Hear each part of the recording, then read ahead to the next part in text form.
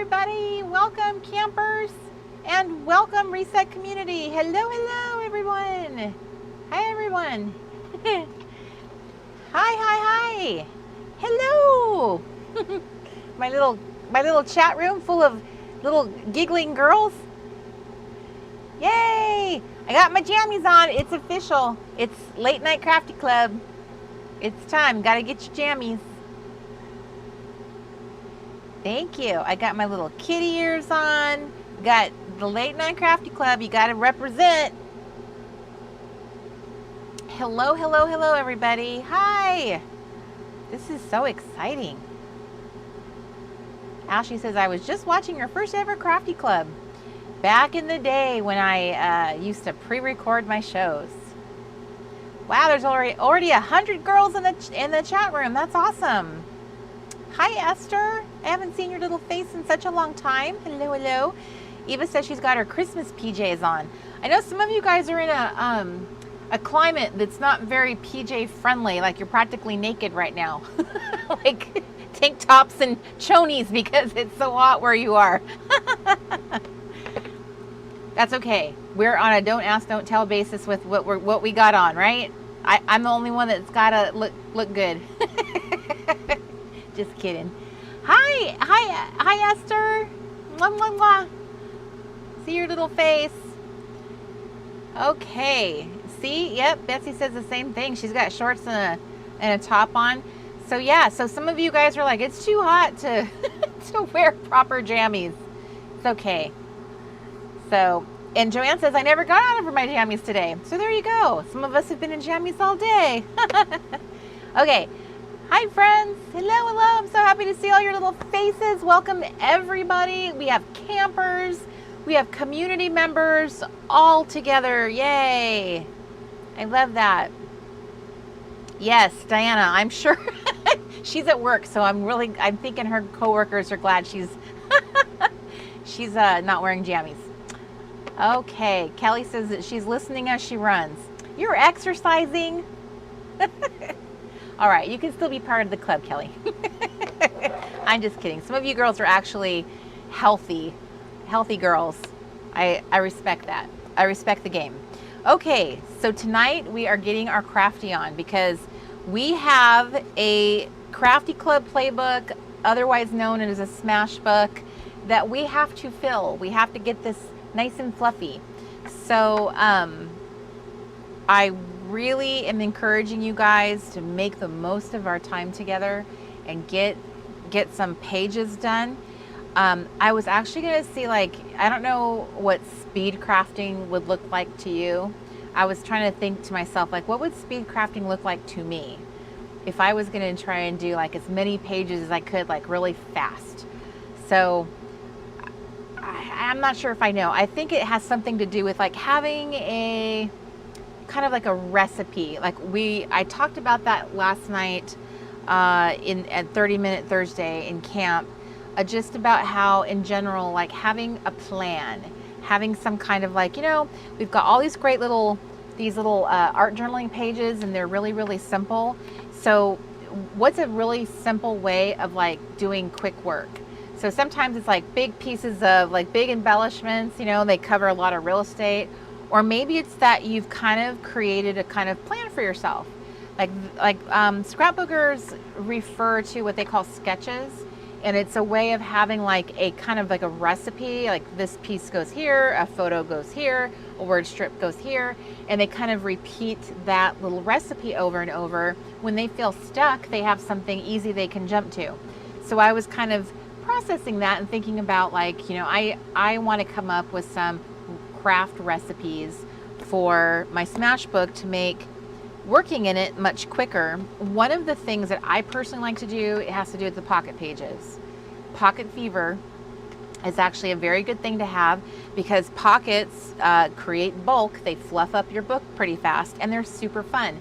Each pocket is a very small little world, and you can get creative in how you fill your little pockets. So I've done some faith pages, some scripture pages, and then I'm going back here And I had started working on these the last time we had a live. Let's see, what is the last time we had like an all, oh, my like bonus, the bonus live things I was doing. Okay, so I was just doing some fun little pockets because I think it's a lot of fun to sort of just fill a pocket. It doesn't have to have any purpose. Okay, so consider this, girls. Those of you who have some pocket pages in your arsenal and can add them to your book, just consider pocket pages don't need to have photos in them. They don't need to be, it's not about documenting your summer. It can be just the fun of cutting up magazines, cutting up scrapbook paper, creating your own little collages, your own little fun, like this is from a magazine and this is some scrapbook paper from my stash. This to me was more about the color and how delicious it looked together. So that was kind of my inspiration there. Here was another magazine. This is Country Living magazine. Here's a little cute little dog that came from Country Living magazine. My little dog Jep, my little fake dog. He's my little dog at camp. My second year in a row that I'm pretending that I have a dog. Mary is asking if I am sending text reminders when we go live. Mary, in an effort to consolidate expenses and kind of scale down our business a bit, we really needed to save money everywhere we could. That was one of the things we had to let go of because it is expensive to send out text messages. So I'm so sorry that I'm not able to, that we aren't able to do that any longer.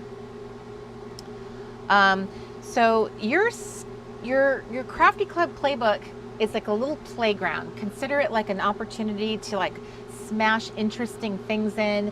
If you guys actually go anywhere and take a trip this summer, you can be smashing in. I love collecting little, like anything paper on any type of trip.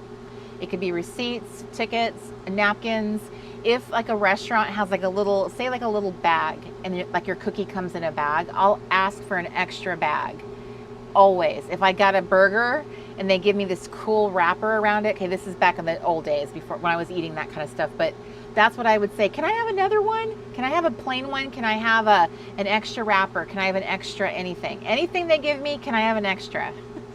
And I don't care, you know, sometimes they'll give you little looks like, why do you want another paper bag? But okay, so so that kind of stuff you can add in here and sort of,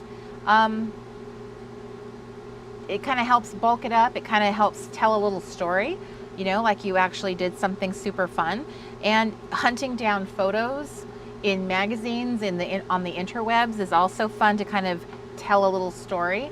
So you can tell like a little summer story, you know, like all the stuff you would be doing if you could go anywhere you wanted. Money was no object. I was just having fun collecting like interesting photos, stuff that like vintage photos that I really like. I love the challenge of a grid pocket page and like how can I collect photos and patterns.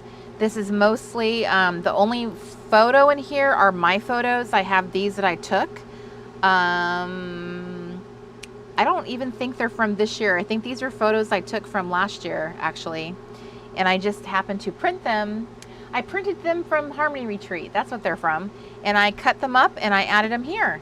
And I added them and it was fun. It's fun just to fill pockets. It's fun to create interesting, you know, a compilation of patterns, like be a curator, you know.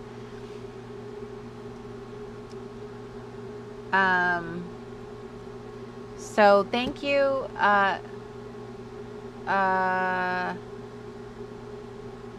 just drew a total blank what I was going to say. It went out.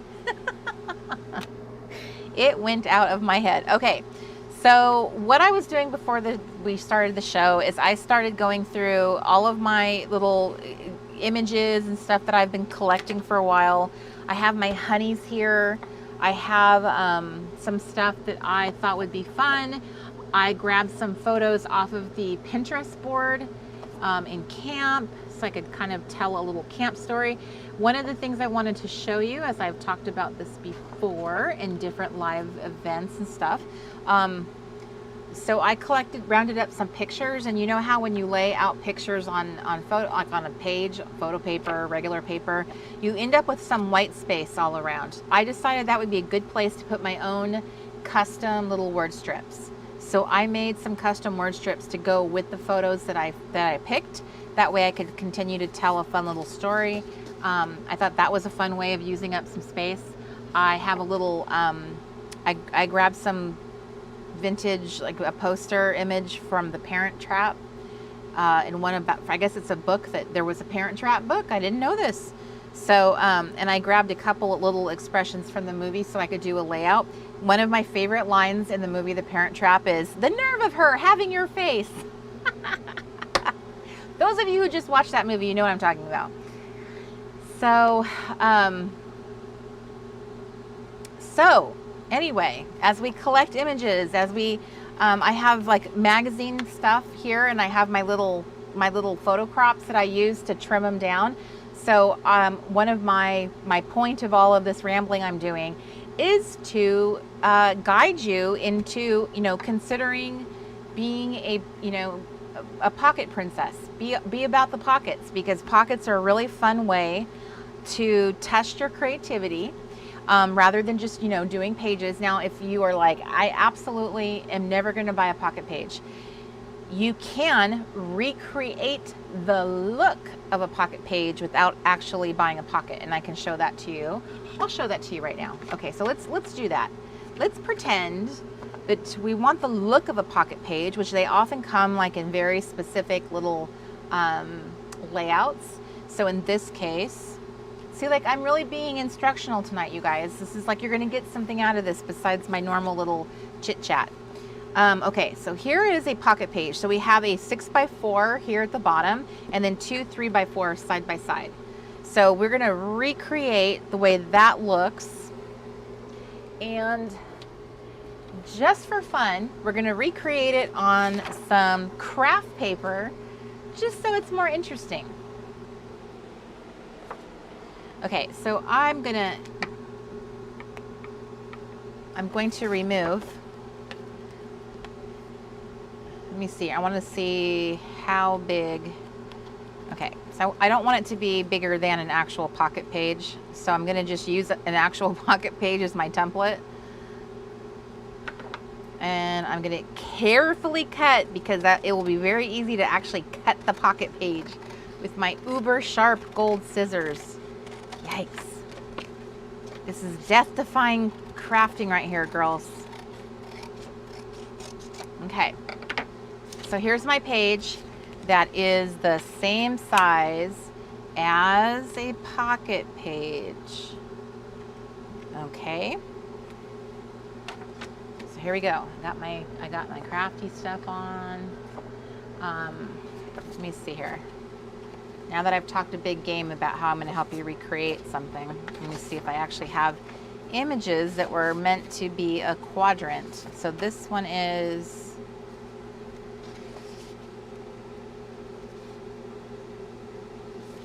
okay,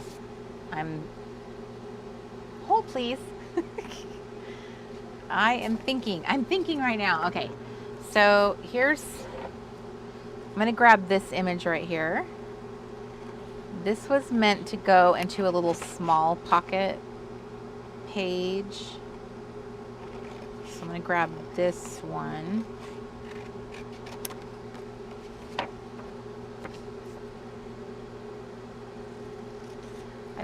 I didn't really grab any 6x4s that are like a horizontal.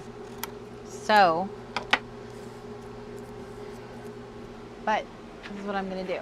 Okay, this is from last year's junk journal. So I'm going to steal one of the images out of it. So this is something I trimmed out of a magazine, and I added a few little gold sparkly stars, and I added a little word strip that I made myself in Word. I just literally typed up a little bunch of different phrases and words, snipped it up, and so I have the lower part of this little image here.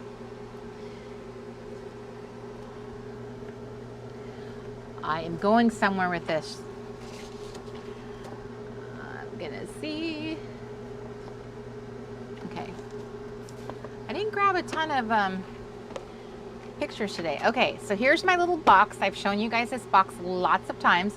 I've pre-cut all the little sizes that go into pocket pages. I have pre-cut them. I have a whole stack of little 2x2s, a whole stack of them.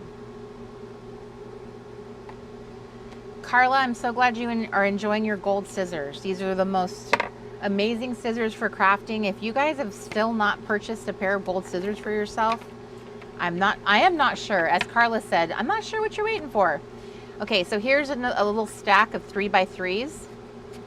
Here's a stack of 4x4s. This is a really common, these are common pocket sizes.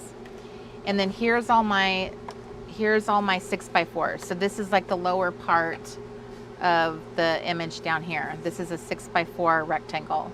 When you have all your pieces pre-cut, this makes doing this so much easier and more fun and more efficient. You can work faster because you're not cutting and then stopping, cutting and then stopping. You can just do what I'm doing right now, which is the fun part, which is just finding all the fun images and stuff that you want to, images or patterns that you want to work with. That's what's fun, like something like that maybe, which I'm just gonna play around with this until something jumps out at me. Is it music? Is it stars? I like stars better than that. I think I like stars better than that. I also like that. Ooh, I like that. Okay, so I picked myself, hang on, one more time. Let's see, do I like that more?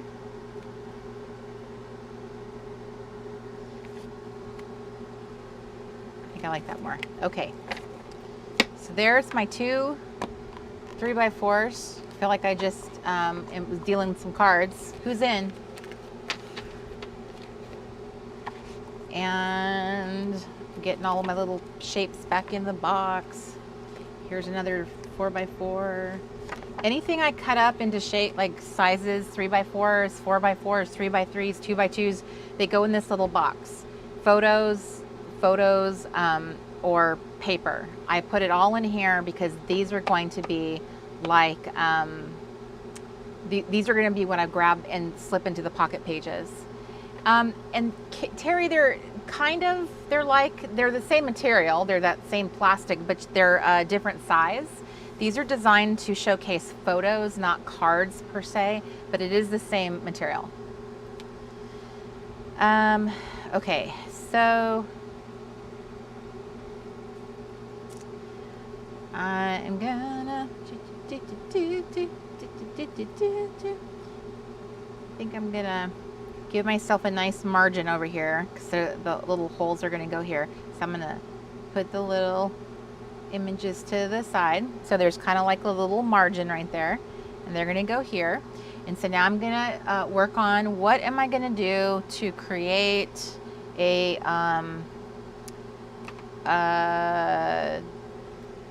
what am I saying? Like words are hard right now, you guys. I just got started and I'm already like, oh, what's that stuff? What am I trying to say? Oh my goodness. Okay. I'm trying to create like a little, I don't know what this is, but I know it. I know what I'm trying to say. Let's see if I can get there. So I love a honey. You guys know I love honeys. So I want to see if like any honeys based on usually it's their outfit is how a honey gets chosen. It's strictly about her clothes. There's no other, there's nothing really else that grabs my attention. It's her outfit. We customize a lot of their clothes, so sometimes their pattern, the collection that they're part of can actually be like perfection for it. It's like meant to be. Sometimes, like to me, as an example, this is from Craft. This is from the honeys last year. Like her outfit, this teal color, she would like pop on this card. She would pop off there, and this one too. She would look great on both. And her teal is a bit like the teal in that paint. So she would actually kind of, should actually kind of like blend in. So sometimes it's about their outfit. Sometimes you just feel like a nut. Sometimes you don't. I love these guys. These are another one of my favorites, is the little, we're getting off to a great start. I print the honeys on a variety of things. A lot of times they get printed on sticker paper, and I do matte sticker paper, and then I print them on clear sticker paper because I like to have versatility in my honeys. Sometimes it's really nice to add them to like a book page and you want the book copy to show through their outfit. Sometimes you want to use them like an embellishment and stay up on top of everything layered underneath. Sometimes, not very often. In fact, I'm not even going to say that because I usually just do. I usually don't do anything else but the 2 sticker. So I'm looking for a girl here. She looks pretty smiley. I'll go with her.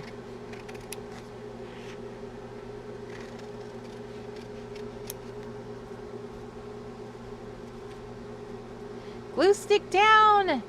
Tamara's kicking things off. She's already got a glue stick down. Let us celebrate. Also, guys, if you wouldn't mind taking a second to thumbs up this video, I would truly appreciate it. With so many of you guys in the chat room, it truly helps our algorithm, helps our status with YouTube, because it shows that, hey, they're really into this girl's video. Okay, so a really fun thing about using like a honey or a single embellishment is pairing it with like a fun word strip. I wish there was something I could do to like make the words come easier. Kelly Johnson is asking a question for a friend. Does anyone else hide their packages from their hubbies? I don't know anything about it, Kelly. I would never do something like that.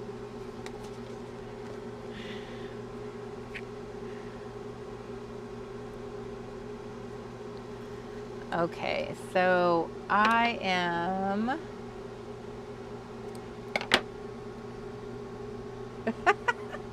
Shelly K says her friend does. That's weird. Does your friend do that too?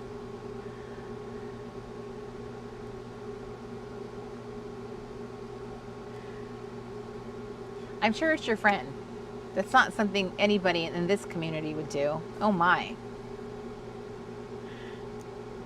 And I love it. Michelle's like, yeah, for sure. I hide all kinds of things and my kids help. You're making your kids complicit.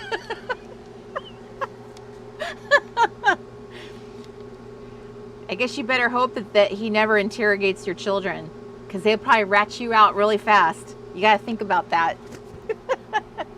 They have something on you now. What?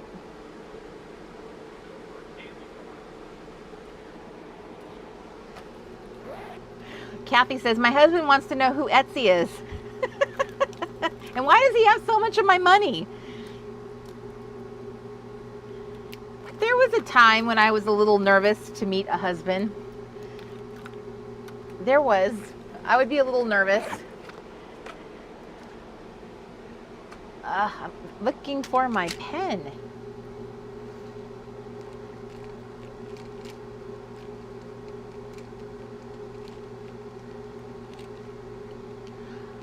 That's funny, Megan. She says, no, she doesn't hide them. We have a running joke that your daughter is the one ordering. You do not look like you're old enough to be an empty nester, Miss Megan. Ah! I lost a pin cap.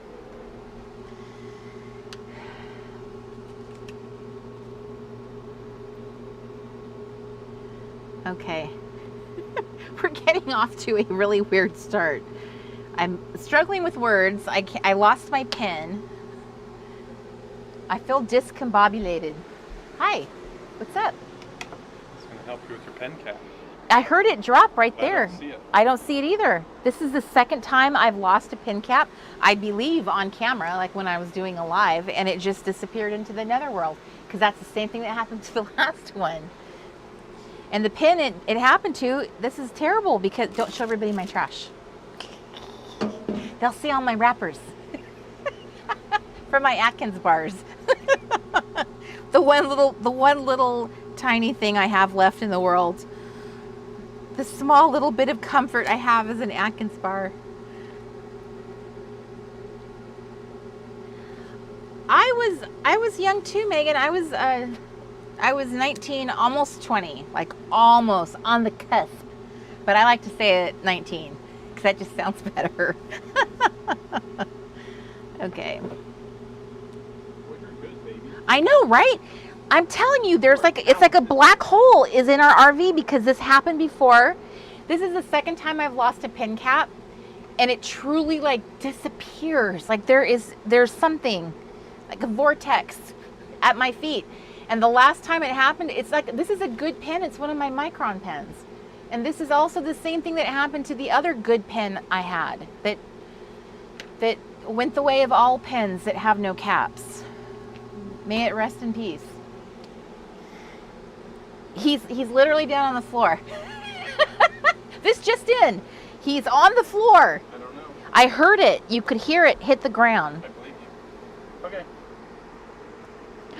There it is. It was camouflaged.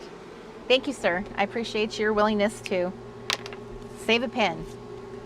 Save a pen. Dun dun dun dun. All right. I don't know. I'm losing focus. My crafting. It is. It's true. You guys all might have a crafting black hole at your feet. It's easy for these things to happen. There's no judgment here. True, B, she says it's related to the sock vortex. The sock vortex that everybody has in their house that sucks their little single sock. Not both socks, just one.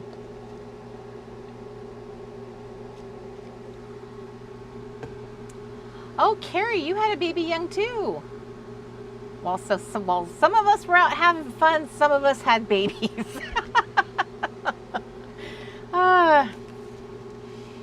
I guess well, I don't know. I'm not sure. I was a single mom, so I can't vouch that was a fun thing, for sure. Okay, so let me get my head back in the game. Carrie says, I'm 45 now and I'm living the empty nester life. That part's pretty awesome, I gotta say. My empty nester life was at 38. That was pretty sweet. And then I don't know. And then it fades off. Then you're just like, yeah, then this is just your life. And then you start to realize all the things that you wish you had done differently. Okay, so I got a lady involved here. I have this done. I have this. I feel like this needs like a word treatment or something really simple. I like a really simple single word sometimes. Let's see what Tim Holtz has got going. Once in a while I'll find something. And sometimes, like when you use like the what are these called, the big chat? So Tim Holtz has these little word strip books. I will be the first to say that some of it is I don't know. I find these ones to be a little cheesy. They're really cliche. I don't know. The ones that are called small talk, but sometimes you can find one that's like, it'll work. And then they have these other style that are just like single word stickers. And I find that to be fun, is just to put like a single word on something. It doesn't have to mean anything. It doesn't have to create a sentence. It could just be really like this. Like the word simple. Doesn't that feel like it's telling my story, what I'm trying to say right now. But before I do that, I have these little strips. I just want to see maybe if I put a backer on it, so it's a little bit more, here, this is what I'm trying to say. Like it's a little bit more like framed, a little bit more fun. Watch. And I think that works color-wise. I think this is really pretty. So literally watch how simple this is. I didn't even plan that, you guys. I didn't plan it. Okay, but now look, I get my little frame, so a little strip of paper to put a simple little word strip on there. And how cute is that? I love it. Hi, Stephanie. Hi, Michelle Johnson. Yes, you're showing up all right. We do have washi rings, but they're all in Washington. The washi rings are in Washington. How appropriate. So they are out of our hands. Like we can't get our hands on them at the moment. But one day we might have I'm wondering, we might have like an epic warehouse sale, because I know that both of us really want to downsize our life and be living as simple as possible. Okay, so I think I'm at the point where I can show you now. So for those of you who did not want to do a pocket page, you can recreate the look of a pocket page like I am doing here. And I'm just going to throw a card in here just so that you can compare. So here is what a plastic pocket page looks like with the little, and then here is what it would look like if you just kind of recreate it on the craft paper, which I'm gonna go ahead and glue it down. Glue it down. It's like I'm taking it seriously. Hi, Carmen. Welcome, my friend. Carmen is new. First time camper, and she's the first time ever at the Late Night Crafty Club. Who here is the first time ever at the Crafty Club? Because that just makes my heart sing. Plus, we want to welcome everybody officially who's doing a live for the first time with the entire, as many of the Reset community people, campers, and community members as possible. The nicest community on the internets.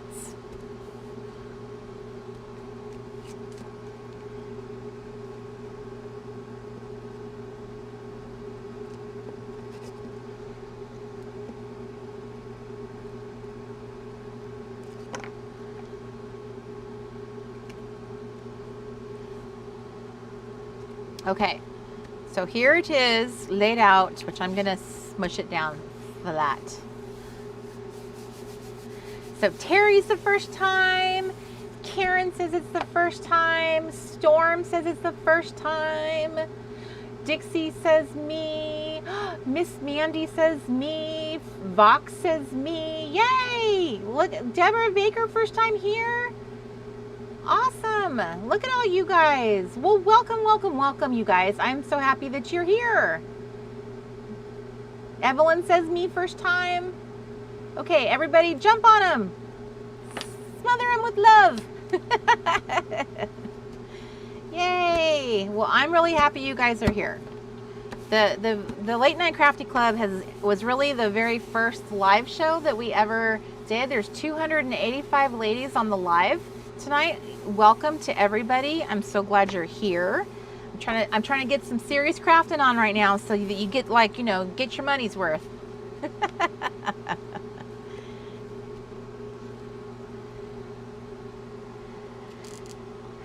So we are excited to welcome new friends. That's one of the wonderful things about this community, is just the community. This is a wonderful community. It's been cultivated. We have so fantastically, wonderfully positive, encouraging ladies. I love I love, love, love this community. So I'm super happy that so many of you guys are able to join us tonight. Okay, so there is my little example of what you can create the look of a pocket page without actually doing a, buying a pocket page. And then I'm gonna get my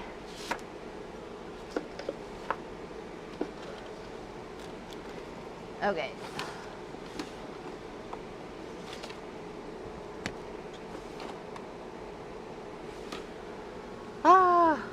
I always seem to hide one thing from myself. I'm really good at it.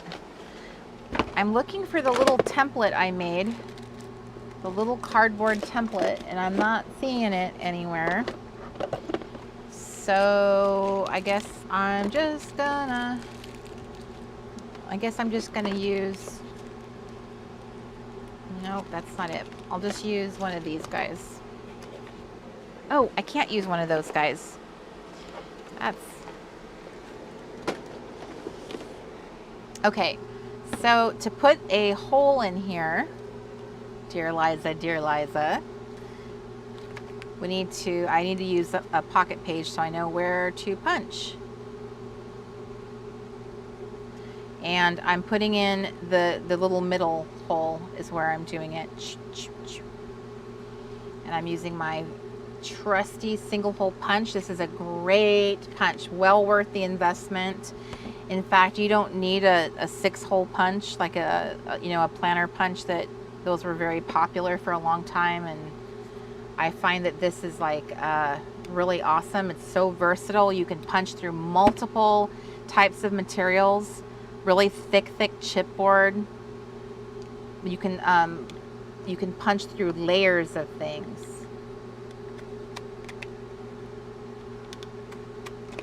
Okay, so there is something now I'm smashing in to my book.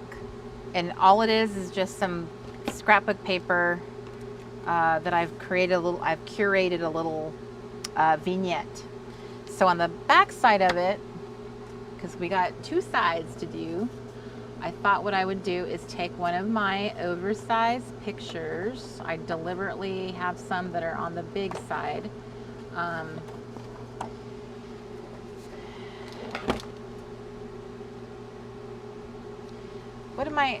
trying to remember what I'm working in right now. I'm working in the art journaling. Am I in the art journaling section? Okay, this is what I'm gonna do. I'm gonna grab one of I have some pictures of little landscapes, and I thought this one was really pretty. It kind of showed off a little picnic on the mountainside.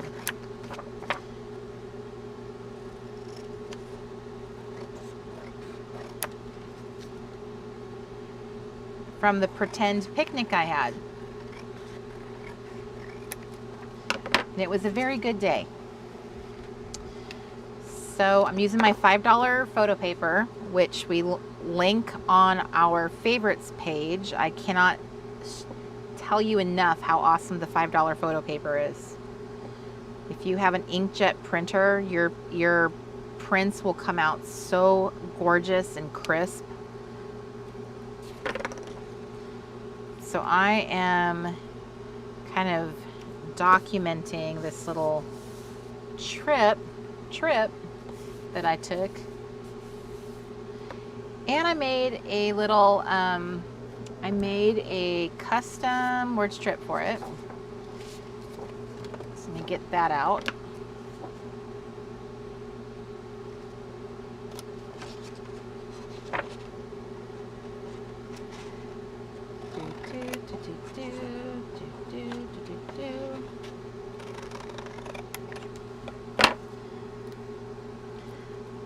It's a very inexpensive crafting I'm doing here. It's like inexpensive. I'm not using any like scrapbooky, super scrapbooky stuff, just really simple.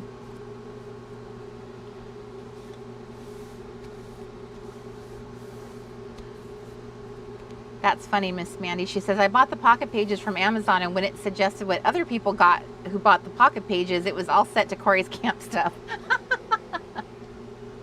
Thanks, Amy. Oh, that reminds me.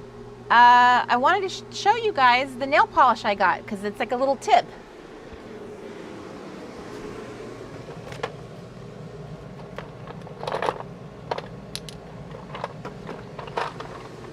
Okay, I got this nail polish. I risked my health.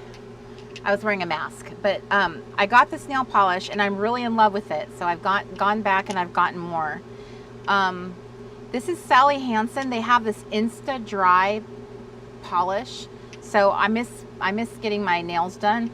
And I have my hands on camera all the time, and it really bugs me having like just plain old nails. So I went back and I grabbed extra colors. This nail polish is so good. It takes one coat. All you need is one coat, and it dries. It's an Insta Dry. It says it dries in 60 seconds. I think a couple minutes at least is probably safer.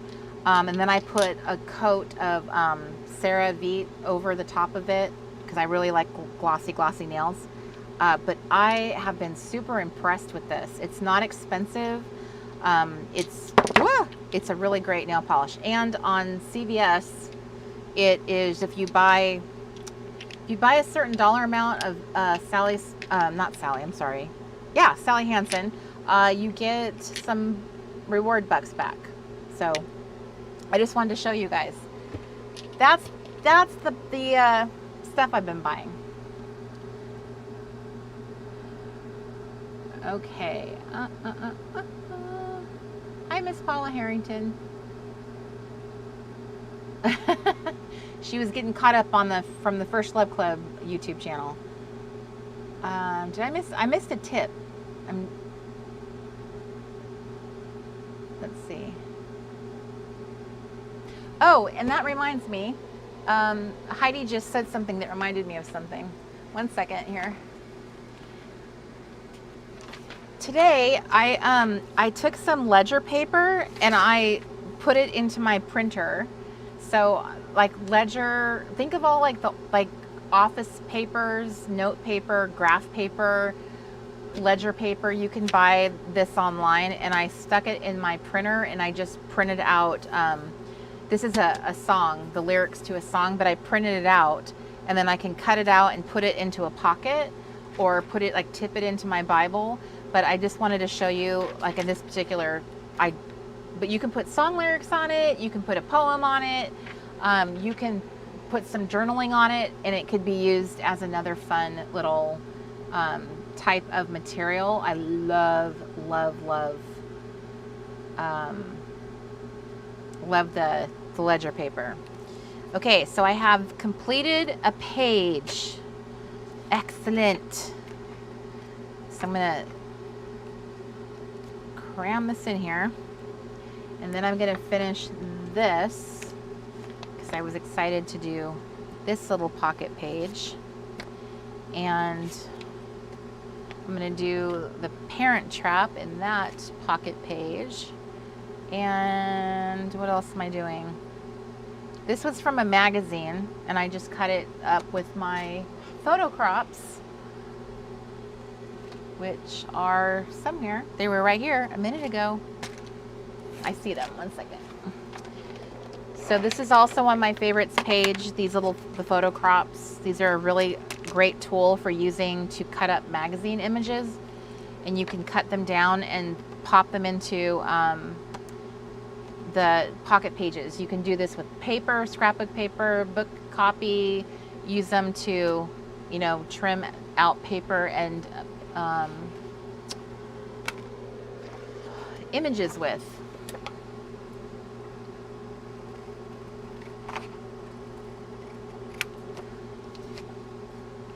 Okay, so I have this girl taking a photo.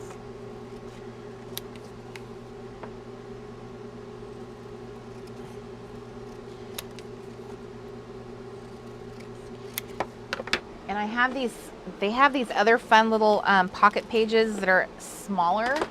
They're like little mini pages. So these are another type of pocket page that I love. They make, look, they have like a really small one. Like there's 2 3x3 images in this. So let me show you what I do here as I go. This is why I have this little bin of paper to go through here really easily.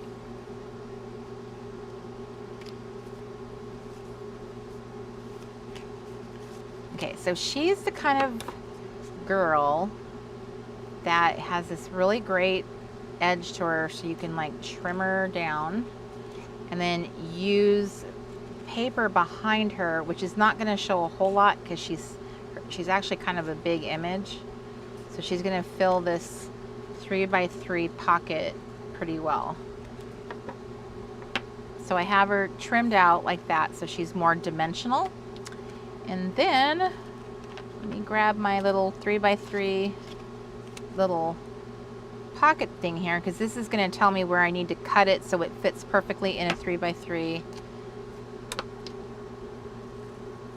There, so that cuts off that little edge of her finger. But see right here, that's where anything I put behind her is going to show. So I probably am kind of, I don't know, maybe wasting perfectly good paper that's not going to get seen. However, this is ledger paper. This is from this really cool accounting book that I bought. It has like actual somebody like taking accounting in like their store. It was from like the 1800s, but I'm cutting it up and using it in my crafting because I think it's really cool. But if I use just part of it, this will be showing on the back. So that means that I get same thing here. So even though only a small piece is showing on the back side, all of that's going to show. Here's some map, same thing here. That's kind of cool. There's a little corner of a map and then a bigger piece of map. Ooh, Chile.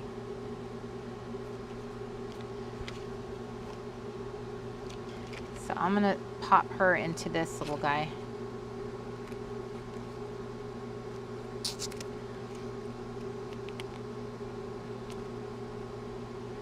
And then on the back is some map, which is fun. And then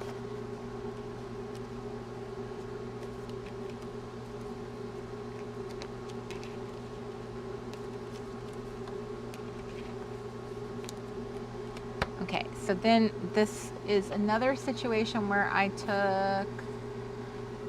made a little word strip.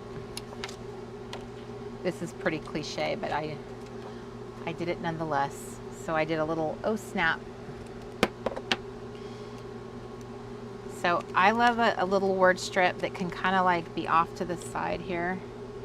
I also don't mind if it's like cut imperfectly. I think that adds a little bit of charm to it, that it's kind of a little sloppy. So I'm tucking her in here. See how fast I can do this. So Miss Mandy said she saw the earthquake episode. Wasn't that amazing? It was amazing. We've had thunder and now an earthquake. So I don't know what we're going to get next on that show. I'm kind of afraid to find out. Okay, so here is... Look how fast I'm going, you guys. This was already almost there, so I can't give myself too much credit. I need something here.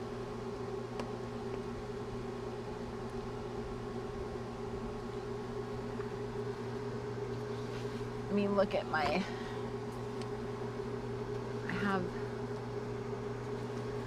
well, she's kind of there. I don't like putting honeys, like making honeys compete. I like each honey to kind of stand on her own.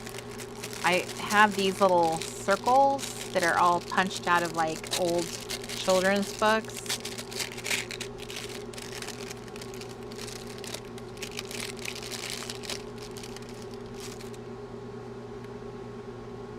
So let's see here. Here's a little boy eating watermelon.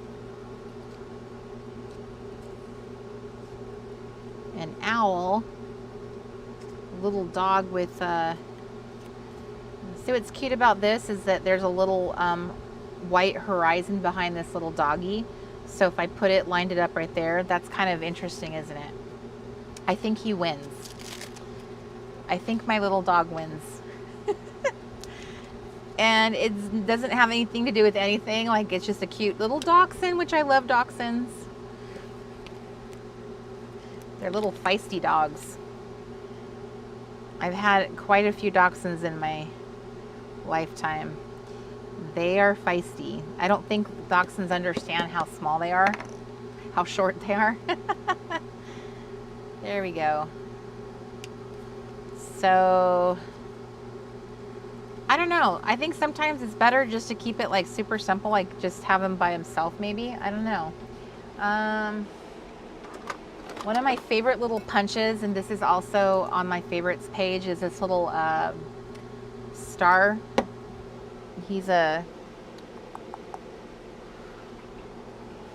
one of my favorite little mini punches. And in one of my scrap stashes, we're starting to pile up here, I have this little piece of glitter paper that I have been punching little stars out of for a long time. So I don't know. I feel like maybe he needs some little gold stars.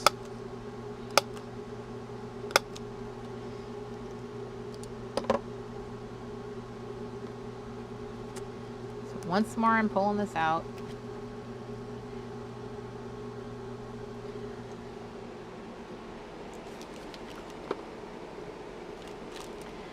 Okay, this isn't my favorite glue for this, but I'm just going to use it. Ooh.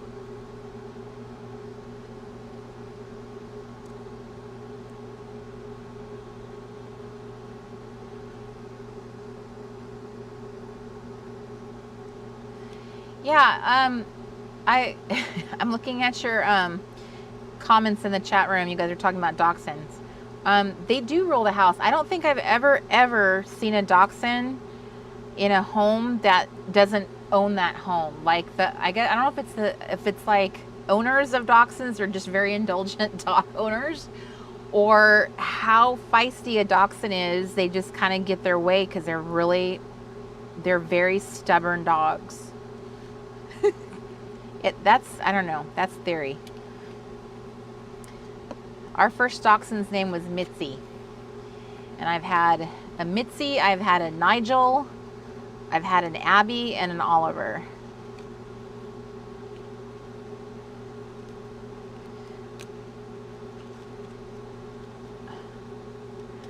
Okay, so he's got some little gold stars. That makes him a little bit more fun. Mini weenie. Okay, so I have this going on so far. So this guy and this guy both need something. Maybe one of them can like have a circle. These are just kind of fun. They don't have to be they don't have to make sense. Sometimes that's even like more fun, is when they just are they feel a little random. I really like the kids with this. I just grabbed this at random, so I'm going to put this. That really wasn't intentional. I think with this one, I'm not sure if I have the right.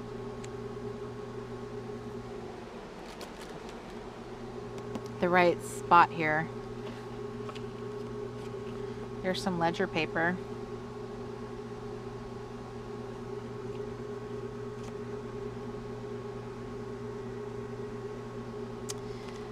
This is one of our cards. This is from, what is that? The Harmony Retreat, the Harmony Kit. I'm pretty sure this came with our winter playbook. It's too big for this, but it's cute. So I want to see if I could use it. I need to trim it down though. So let me see. Is this too small? See, one's too small and one's too big. I'm gonna have to do it by hand. I hope I end up using this. It's gonna be a shame if I just cut it for no reason.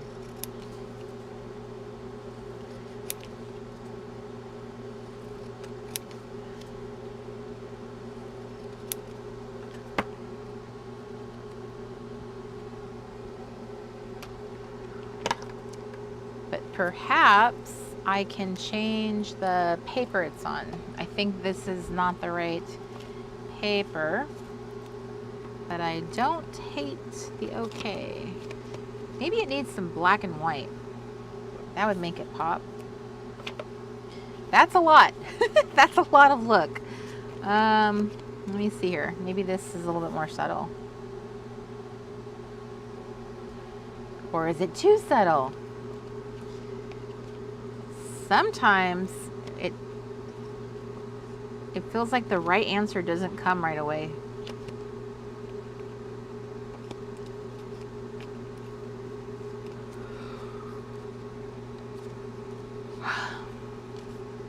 I yawned.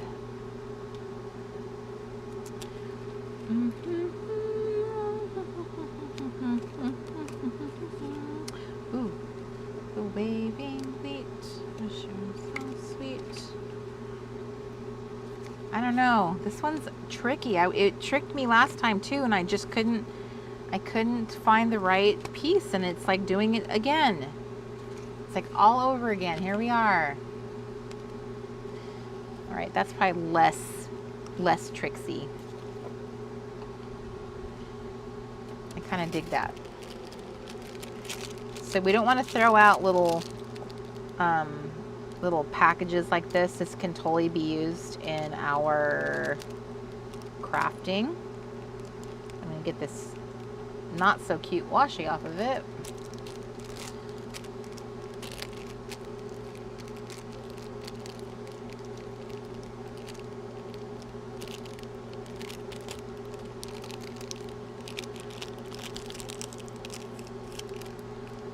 Okay. It's funny, I have some paint right up here on my desk right now that looks a lot like the colors I have going on here. Let me see. Kind of like that. Here's some blue. I wanted to try out some paint. Oh, I meant to grab the yellow one. Okay. This one, I'm gonna glue these children on here. I just think they're cute. Wrong way. Speaking of children, I actually watched an episode of The Little Rascals the other day. Do you guys remember The Little Rascals? Who does not remember? Who our age doesn't remember The Little Rascals? Those were a big part of, I feel like they were on all the time in the 70s. That was one of our really cute show. It's interesting when you go back and watch them, you know, because they represent such a different life than what we have now.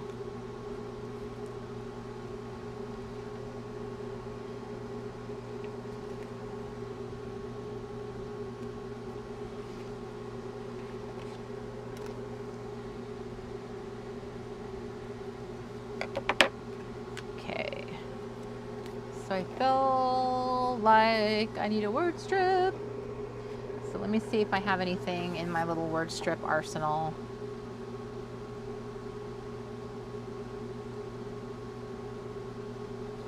No. What am I looking for? I'm looking for big one. Okay. So let's go to the book.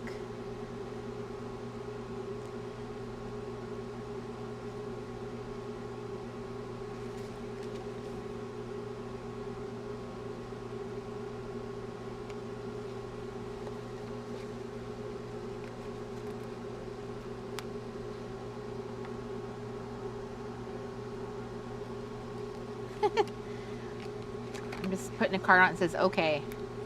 Just okay. Sometimes you're amazing, sometimes. Oh, you know what I think I'm going to do? I think I'm going to put a word strip on each one. That's kind of fun. I'm going to put joy on this one because this is just like delicious. This is eye candy. This is my color palette. This is absolutely the color palette of my dreams. Doesn't this look like TRG, you guys?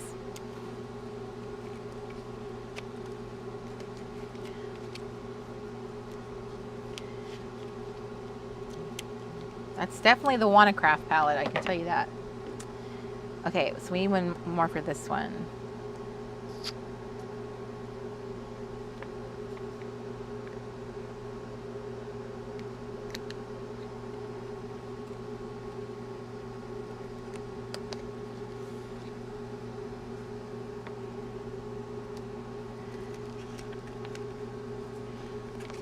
Wouldn't it be fun just to do pages with like a book of word strips, or you can make your own because they're really easy. You just make open Word, find a font you like, and just make lots of words, phrases, print it out, and then snip it up.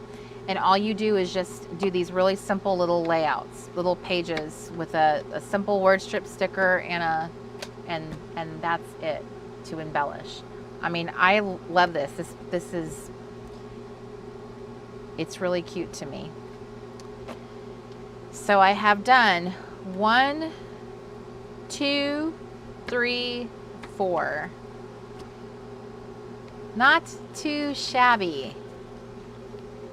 I am being speedy. Speedy for me. You guys know how I am. That's why I'm not being as chatty as I normally are with you guys. That's what the girlfriend gatherings was. This is about work, right? We're trying to get some crafting done. Okay, 626.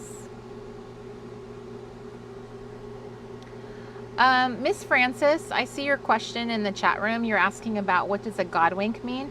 That means it is like a moment where something that a lot of people would call coincidence, they would chalk it up to, oh, that's just one of those coincidental things. You know that it's not coincidence. It's a God thing. Like he has made something happen, spoke to you in such a way that you know that it's him. He'll put something on your heart to do, and then you do it, and then the result is it's like an answered prayer. It can be something you visually see. It can be, there's so many different things. I have a really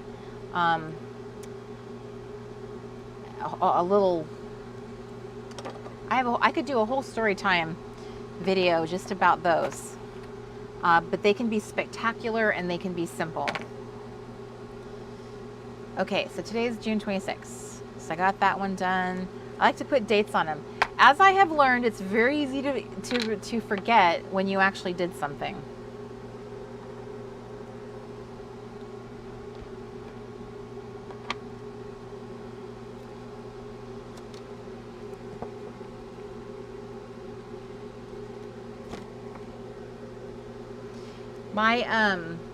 My favorite thing about teaching, it has always been, especially a faith workshop, has always been sharing God winks. I have a whole God wink presentation that's always been the center part of my workshops, and that's why they're really important to me to promote and talk about, and for people to understand they have them, because then they are more aware and they're paying attention. They're paying attention and they notice things. I'm going to put that on Miss Sammy. Okay, so play the tracker. Got the collage to do. Have you guys been working on your... Oh, this is something I wanted to show you guys. So I'm using the faith pages, and there is a document your faith section in that. So rather than duplicate this, what I've opted to do is about what I'm going to do right now. So I wanted to show this to you. This is what I did last time I had a Crafty Club playbook. I wanted to show myself doing this so that you would be empowered to do the same thing. Like you would be like, oh, I would never have thought to do that, and now I don't feel the pressure of doing that any longer. So I'm not using my life documented pages. I'm doing my faith documented pages in the faith section. So I'm going to add some glue stick to the edges, across the page, across along the border, and down, and boom.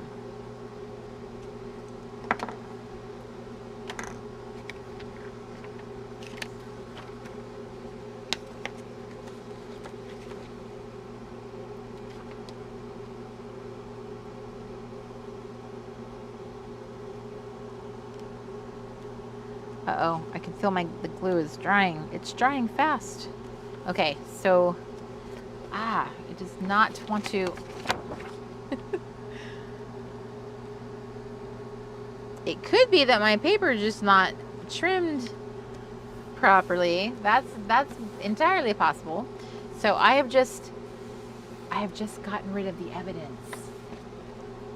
So I have sealed up one of the faith pages, so that's one less page I have to do. And now I'm grabbing the other one. And by the way, this counts as crafting.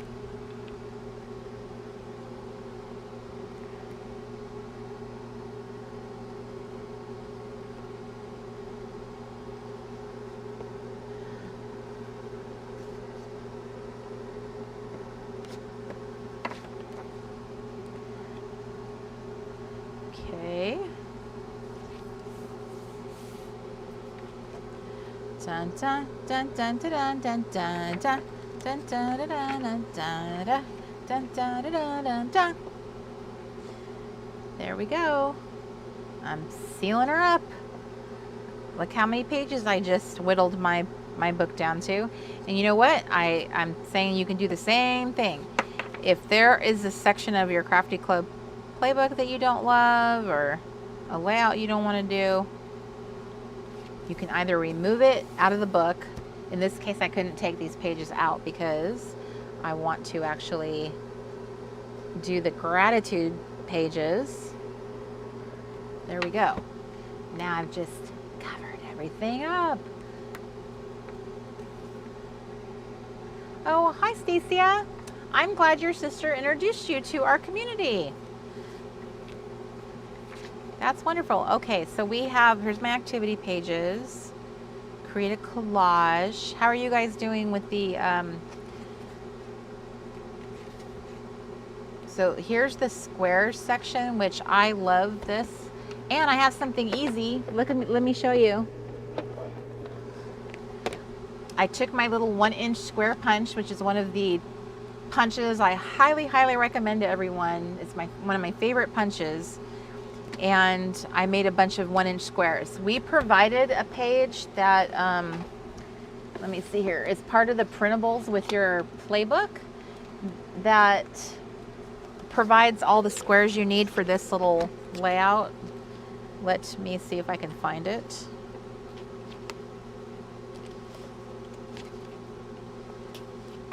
Dun, dun, dun, dun, dun. Now I got that song stuck in my own head. That was brilliant. So here's the little squares that you can use to complete this grid, or you can make your own. And then also here's the ephemera sheet. These little guys right here, these are for completing the flashcards. So the ones that go on these right here, which I think I'm gonna grab my punch and do that, because that'll be one thing down. An easy thing.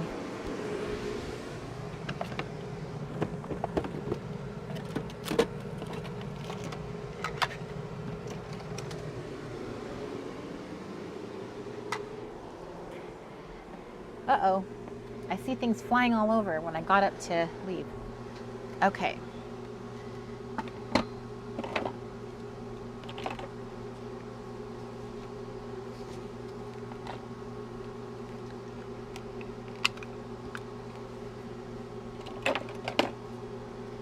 So I am going to trim that down.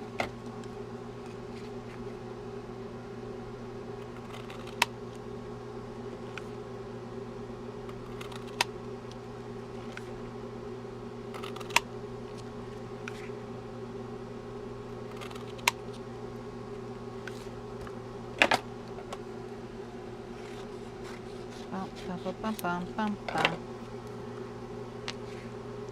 Go into a go-go, everybody. Oh, this ice cream sandwich looks so delicious. Okay. There's that. So let's start doing some of this and get a whole I'm working fast. How are you guys doing? Who's doing what?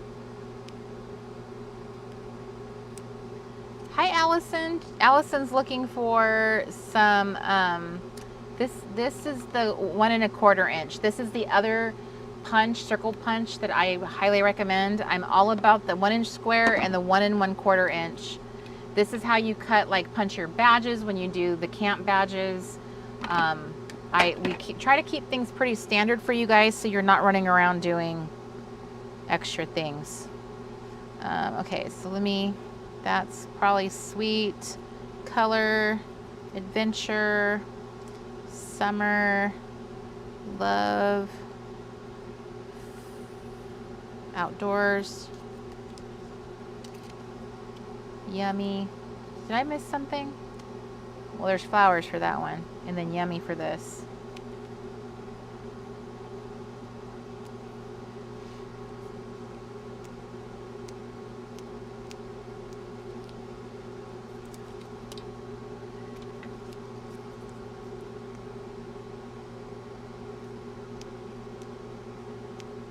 Excellent. Some of you guys are tricking out your Bibles. Good job adding those tabs. Those tabs are work, man. I'm not gonna lie. That was a lot. But that little trick that Mr. Crafty showed me, that little, having that little thing, that little tool that he made, whoa, that made it so much easier. Because I told him, like, I'm a lazy crafter. I don't like measuring stuff and doing things so precisely. So that was really nice. I felt like that made it go faster.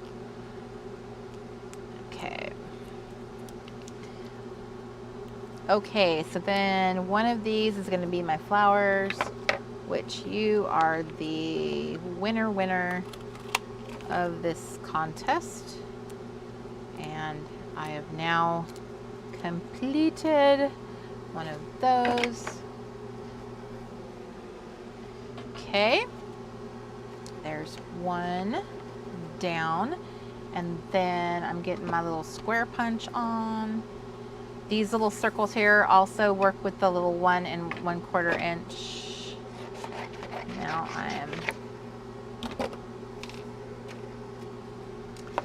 I would normally not cheat, but I like making the little grids on my own anyway, so I will probably do that within my book. So I'm just going to use the provided ones here so that I can do my own.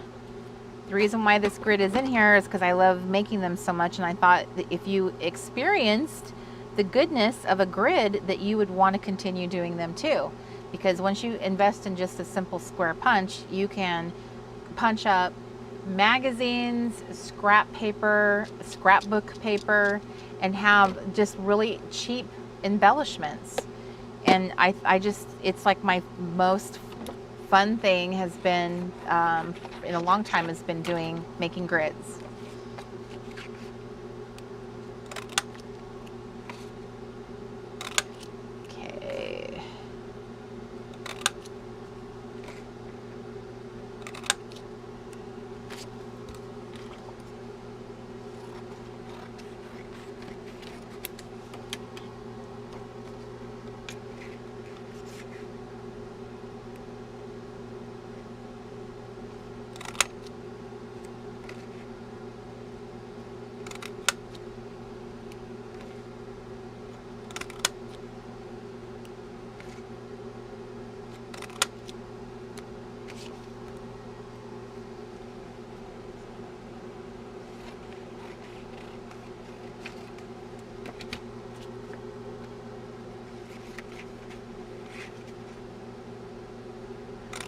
Okay.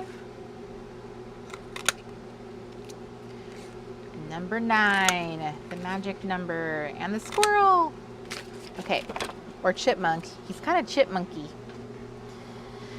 Okay, let's get this gluing down. The great thing about a grid often too, especially because this one was all laid out, is that it's kind of designed to, you can do anything you want with it. You can put it in any order you want. They kind of are a little foolproof because all of the colors have been created for you. So I'm going to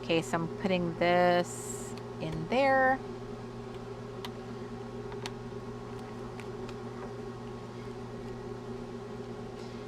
So I'm gonna bring these pages together. I have ones in between.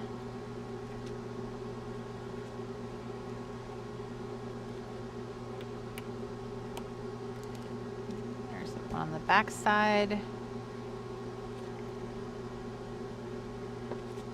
This. Add here.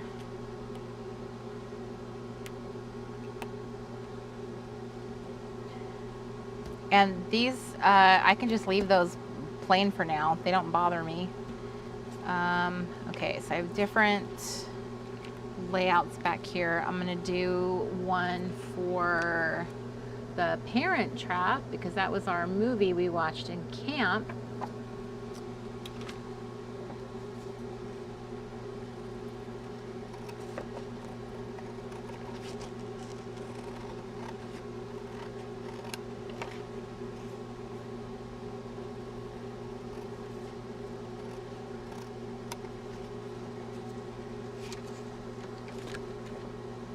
Bye, Jennifer. Good night.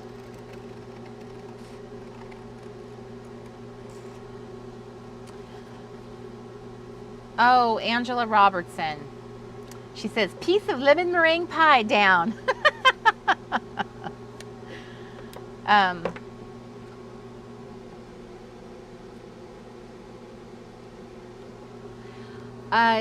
Teresa Prescott, if you go to Elle Studio, E-L-L-E, Elle Studio, they have a stamp set that is the exact same type of look, but it's a clear acrylic stamp, Elle Studio. And in my opinion, it's way better because I spent a lot of money on that big roller stamp and then it broke. And once one of the little things breaks, it's kind of pointless. So it's easier to travel with, it's easier to use. So that's what I would suggest you do. That's just my personal point of view. Okay. Are we still speed crafting?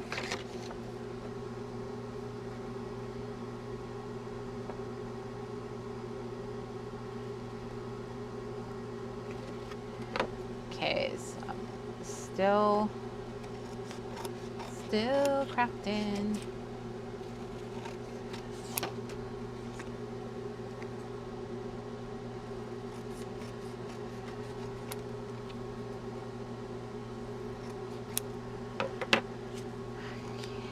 There's that and that. I had to snip off the bottom part of that poster. It was too long.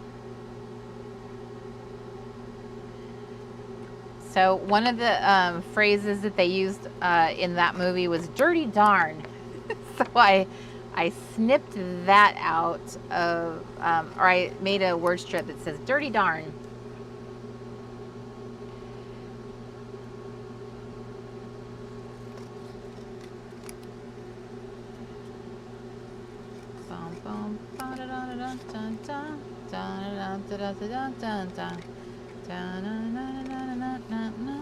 Never make a pretty woman your wife. Hi, Fairy Tale Scrapbook. Okay, we have another situation where I have too long of an image, but I'm just gonna snip it good. I got music on the brain tonight.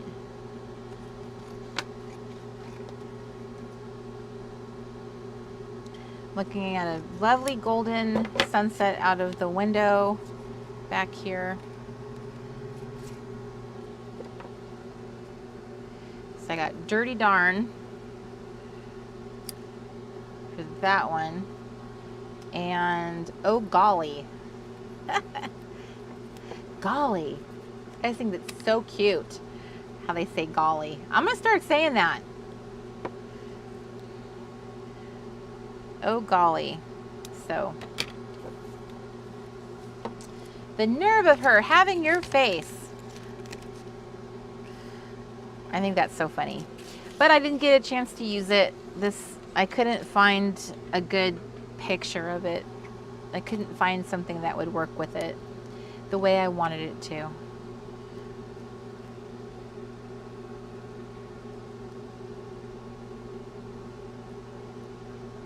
If you are a girl of the 90s, I would recommend you watch the original Parent Trap. If all you ever saw was, what's her face? Oh my gosh, what is her face? She was so cute when she was a little girl. I can't think of her name.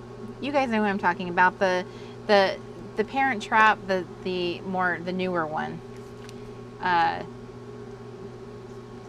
Watch the original because it's so cute.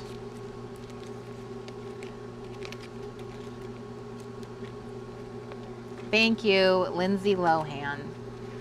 So make a pledge, okay? If you've only ever seen the Lindsay Lohan version, that you pledge that you will see the original. And you can watch it on YouTube has it, and so does Amazon Prime. I believe it's Amazon Prime. If it's not, I apologize for misleading you, but I'm fairly confident you can watch it on YouTube. Thank you, Noelle. The original is just so cute. And you know, it gives you appreciation too. It was made in 1961. I think it's pretty impressive that they had the kind of special effects back then that they could clone, you know, Haley Mills like that. And the oh my gosh, the outfits they wear, the house that they have Brian Keith living in, it's just stunning. It's so mid-century, modern, delicious.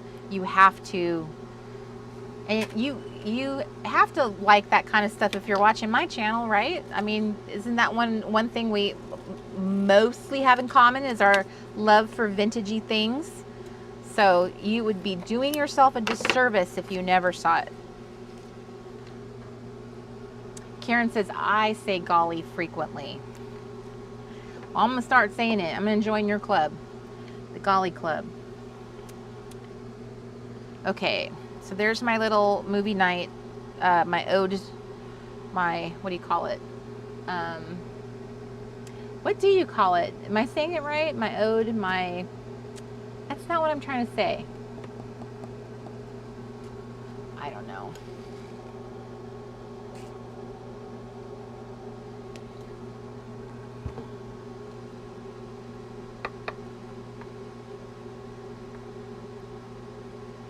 Good night, Laura.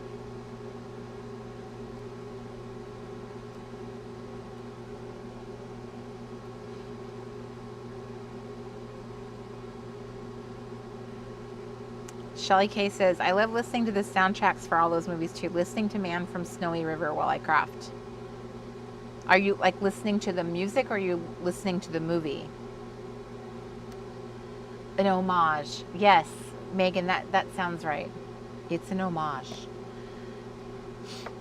I have not seen that movie since I was like a kid. And one thing I remember about that movie is, you guys ever seen The Man from Snowy River? It has the most incredible scene in it where this guy, help me remember this, is it Australia or New Zealand that it's set in? Am I remembering that correctly? There's a scene where he is on this horse and he is like, I mean, it's like the horse is scaling the mountain, like nose first, going straight down. It's incredible that it's galloping at that angle down the mountain. It's crazy. So it's Australia. Yes, he was cute. I don't know. I'm thinking I was like 11 or 12.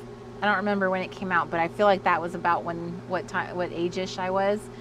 And I don't really remember it very well, other than the lead actor was cute and that amazing scene. And the girl was kind of bratty, because I feel like every girl who, like, this scenario that they have is like really classic for movies like that. The daughter of the guy in charge is usually pretty and she's kind of bratty, and then there's the cute hero guy, right? But he's like distant and he's mysterious, and it had to do with horses. And perhaps he was wrangling up some wild horses. Am I remembering this correct? Don't forget Kirk Douglas as the old man and his brother. See, I don't remember much of it other than that. That scene was freaking awesome and goosebumps galore. That's what stands out to me, is that sheer ride down the mountain that he did. Yes, but she turned around. Don't they always turn around from being bratty to being like sweet? I just feel like that's like the classic formula, and that she played the piano. Yep, all about horses. It is based on the poem by Bongo Patterson. I did not know this. Okay. So I will put this all in order at some point. I'm just kind of throwing stuff in here right now because I just want to feel accomplished. That's really what this is about. Let's get together. Yay, yay, yay. Okay, so I have some spots here that need filling. So I have a lower one and 2 upper ones. What do we got going here? What kind of pictures do I have to work with? I have a t-shirt. I'm gonna put those to the side for a moment. Put this to the side. I'm gonna clean up my act over here. Get my, wow, I have a big old mess. Okay. We take a break to clean up Corey's mess. Sometimes in your excitement to craft, you end up making a big old mess. Okay, so let's get some order up in here.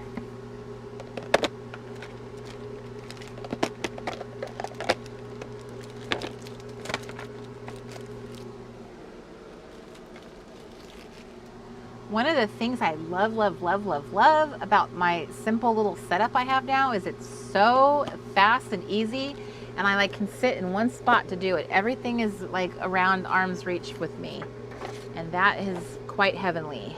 That makes it really simple. Here are 2 more pictures and some chipboard.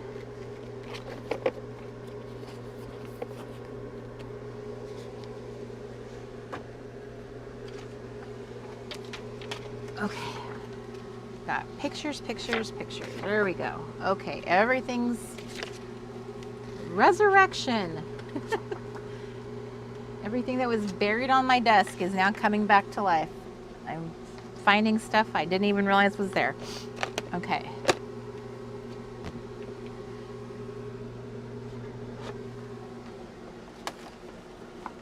Look at this, I can clean everything up. In 2 seconds. Okay, longer than 2 seconds. Okay. Let me move this out of the way. That.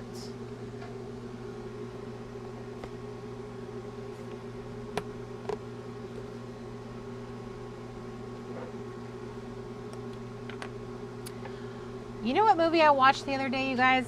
And I watched it on, I watched the other day. It was a month ago. It was a month ago tomorrow. So on my birthday, we watched the original Yours, Mine, and Ours with Lucille Ball and Henry Fonda. It was so good. That's another movie that got made over. Wasn't Dennis Quaid in both of those movies? Wasn't he in Parent Trap and in Yours, Mine, and Ours? That's kind of funny, huh? But yeah, if you haven't seen Yours, Mine, and Ours, that's another movie you should watch because it's so cute. And Tim Matheson, hubba hubba. That's all I gotta say. I had a big crush on him when I was like, I don't know, 10 or 11. I thought he was just so dreamy. Okay, so I got more stuff a going here. So,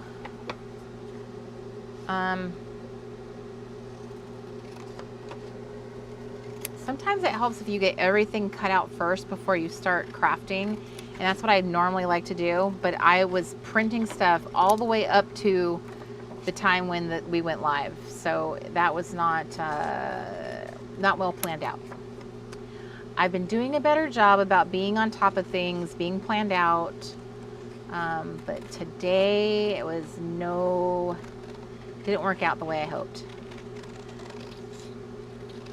But that has clearly not stopped me. I'm a woman on fire. I am crafting like crazy, moving fast. How are you guys doing? Are we crafting? Are you guys goofing off? Huh?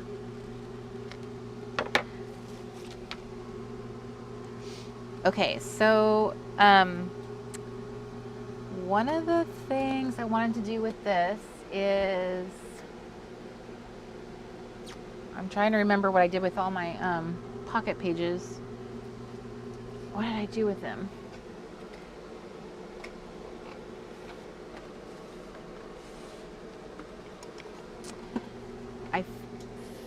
I feel like sometimes, I've said this before, I don't even have that many places to hide things, but I feel like sometimes I organize myself and I forget what my plan of action was.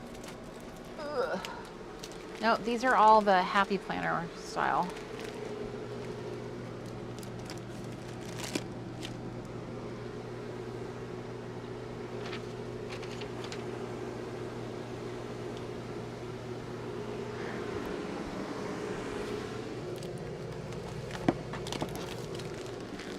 Okay, I just moved them over there for some reason.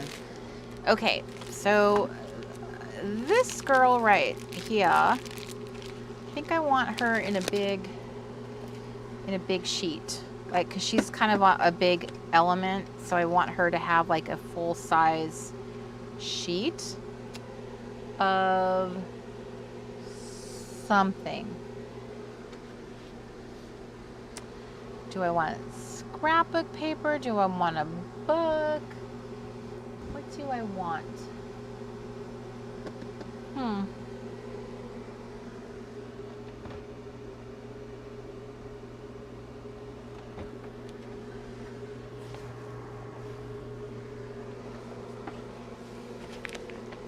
Let me see here. I got a road atlas. This was my dad's atlas, so I'm going to choose from it very carefully.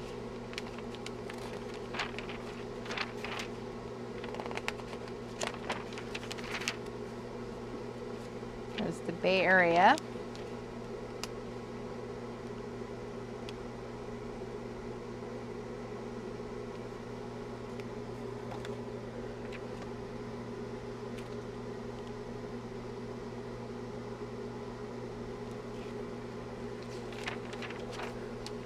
Okay.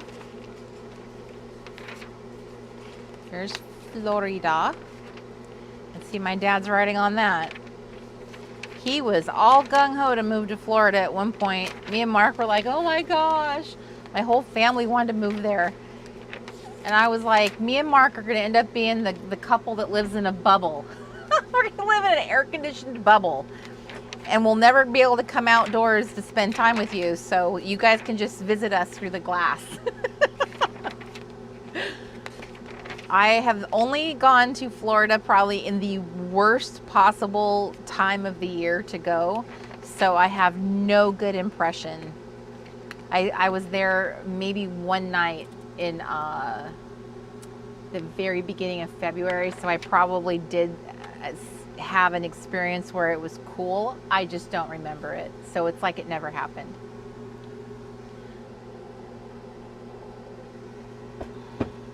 Okay.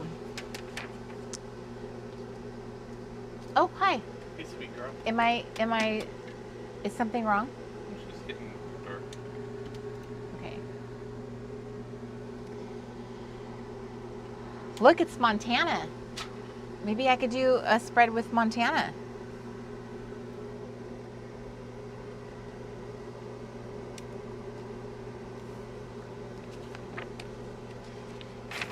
Mr. Crafty and I think we've changed course. We've changed course on where we think we're moving back to. We are not moving back to Washington, and we are ultimately it's up to God. That's the bottom line. But I am very fond of Montana. I always have been ever since I was a teenager. I love the open country and how just like vast it is. I love the mountains. I really enjoyed, we stayed there for about a little, I don't know, maybe about 6 weeks before, and I really enjoyed it. Now we went when it was snowing and it was really cold, but I really loved it. So that's one place I have my eye on. For us, it's about temperature. I don't want to live anywhere where it's hot. So that's part of the issue. And I want to live somewhere where it's like, you know, beautiful, more peaceful. But like I said, that may not be in God's plans for me. So I can want that all I want. And that might not be how it works out. Yeah, Miss Stephanie, I'm sorry about that. We broke the news to all the kids. Like, we're not moving back. That is just not going to happen. Vermont. That could be a pretty state for her. It has a nice, like, shape. I think I'm going with Vermont. I think it makes a good shape with her. Oh, hang on. It might have my dad's writing on it. It does. Aww.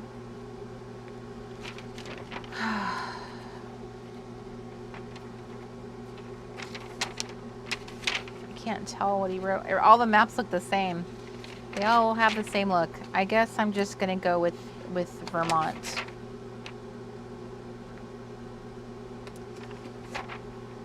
My dad used this map when he bought his RV and he was driving it across the country. I think most RVs are built in Illinois.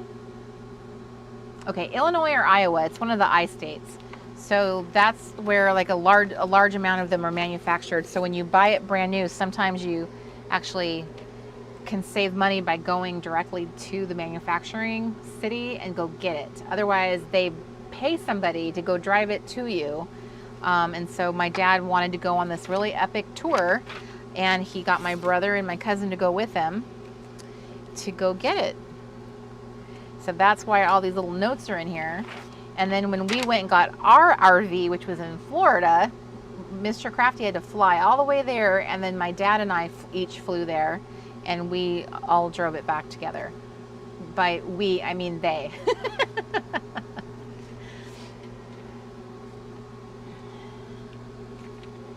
Indiana. Okay. See, but it was an I state.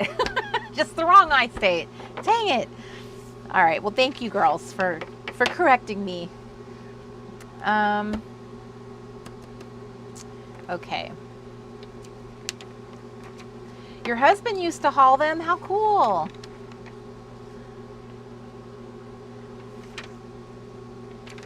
Okay, so I'm gonna, what am I gonna do here? I think I'm gonna cut this. I'm gonna cut it so it includes the little white frame. So that means I'm gonna line up where the pocket actually starts to determine, like, that's what I want to have inside the pocket. I'm just gonna eyeball this, because you guys know eyeballing. That's my jam. Who needs a ruler when you can just guess? I know some of you are cringing right now. You're just like, oh. Yay, Vanessa. She just switched to bigger discs.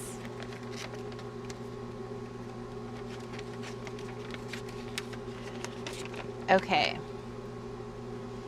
It's done. I've cut it. I've cut the map. It needs to be trimmed though, because it's not fitting it perfectly.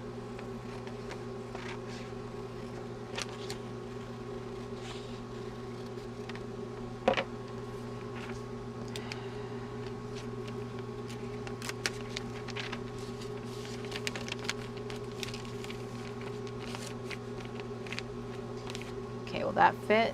Does that work? Is it too, it's not exactly.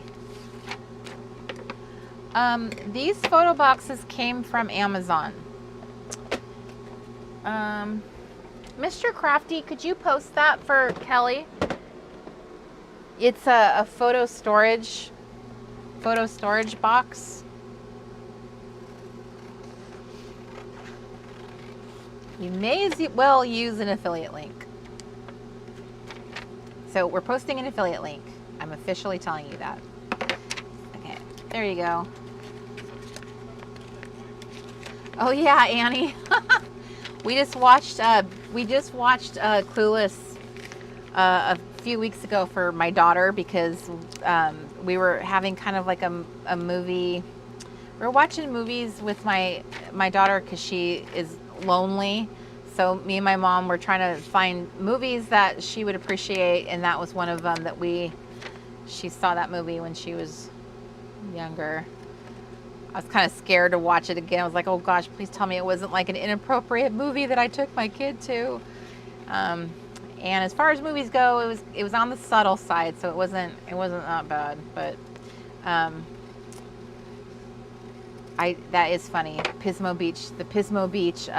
What was it? Some kind of fundraiser for the.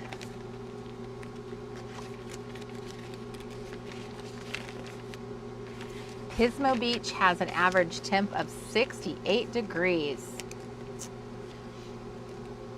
Okay.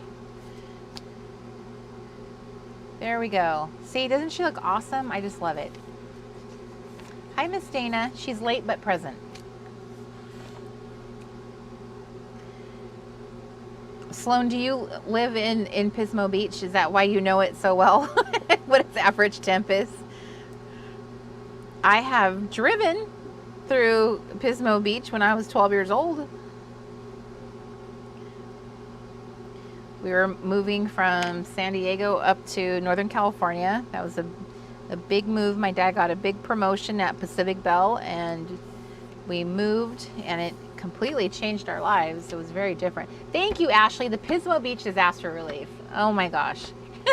They need skis. When they lose everything, don't you think that means sporting equipment? Hi, Tara.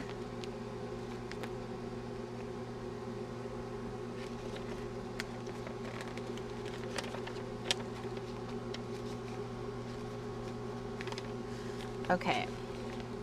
I think somebody in our community lives in Montana. Karen, I don't know, Karen, if you're here. Aren't you? Sorry if you don't want me calling this out, but I could have sworn you said it on a live that you live in Montana. It's big sky country. Okay, so there's my girl. I don't know what I want her to say or like what I want her to do. Hi, bye, Alyssa. Good night. Joan says she was raised in Montana but lives in Dallas. That's where we're hoping we're gonna go soon, is Dallas. We're gonna we're hoping that we'll go to visit Miss Craig and go back to Dr. Evans' church for a while. So we are not leaving the RV. We are gonna stay in the RV for a while. Yay, Victoria! Die cut page down. Night, Kim. Good night. Karen M lives near Dallas. Yeah, there's quite a few of you Dallas girls, huh? Good night, Annie. So Sloan does live in Pismo Beach. That's why you know it so well. Okay, so here is this little guy and my I'm really enjoying these little boxes. They are really handy for like all the little things. I'm beginning to see the light. I don't think that was the tune, but okay. I have no idea if I'm cutting this right or not. Melissa Roberts says she's just north of Dallas. Bonnie's a Dallas girl. Nicole's a Dallas girl. Deborah is. Dana is. All right, girls. Well, if we get down there, we're going to have a meetup, a Bible study. We're going to have some church. Me and Mr. Crafty has been, Tara says, I meant to tell you I found those squares on Etsy. These squares, the little plastic ones that we use as, you know, is that what you mean? Becky Wild, how did I know you're a Dallas girl? Come on, with a name like Becky Wild, you have to be from Dallas. Tara, are you talking about these? Megan lived in Dallas. Well, I'm glad they didn't hold it against you. That's wonderful. You guys all still have the southern accent. Probably a little different though, huh? That's true, Sloan. Bugs Bunny does always go to Pismo Beach. That's what I used to think of Pismo Beach when I remember when we went there, because him and Daffy would, you know, tunnel through the ground and always be stuck. And I remember the other, I feel like, didn't he get hung up on Albuquerque? That was one of his places that he couldn't navigate.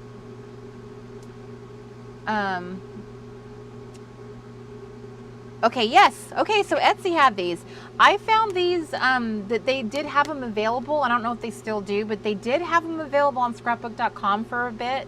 And I think that's what I linked, because I don't know that these are still being manufactured. I'm thinking that. But if you tried eBay and Etsy, like people that might have them in, like, they're like little small store owners, they might do that. So Gail says, I have a friend who needs Jesus near Fort Worth. Perfect. Bring all your friends that don't know Jesus. That's what we need.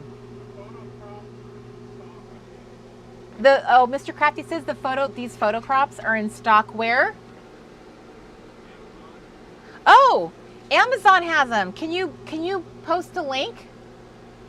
Mr. Crafty, can you post a link? You guys, if you do not own these, there they are right there. I highly recommend the real Simple Stories photo crops and not using if you can get real ones, I recommend them over the DIY ones personally. These are bomb. I have probably 3 sets of them.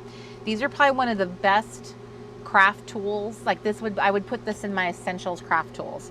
They were linked on the supplies list page for camp as like a thing to do. So yeah, Dana, Dr. Evans will flip if we all show up at church together. Oh, Tara, I'm glad that you come to Bible time. That just warms my heart. I'm glad it's helping you. Dixie's a Texas girl but lives in Virginia. So I have a question. Where is it hotter, Texas or Virginia? Like, is it hotter in the South? Like, see, to me, and I'm sorry, I know you Texas girls are going to possibly be upset.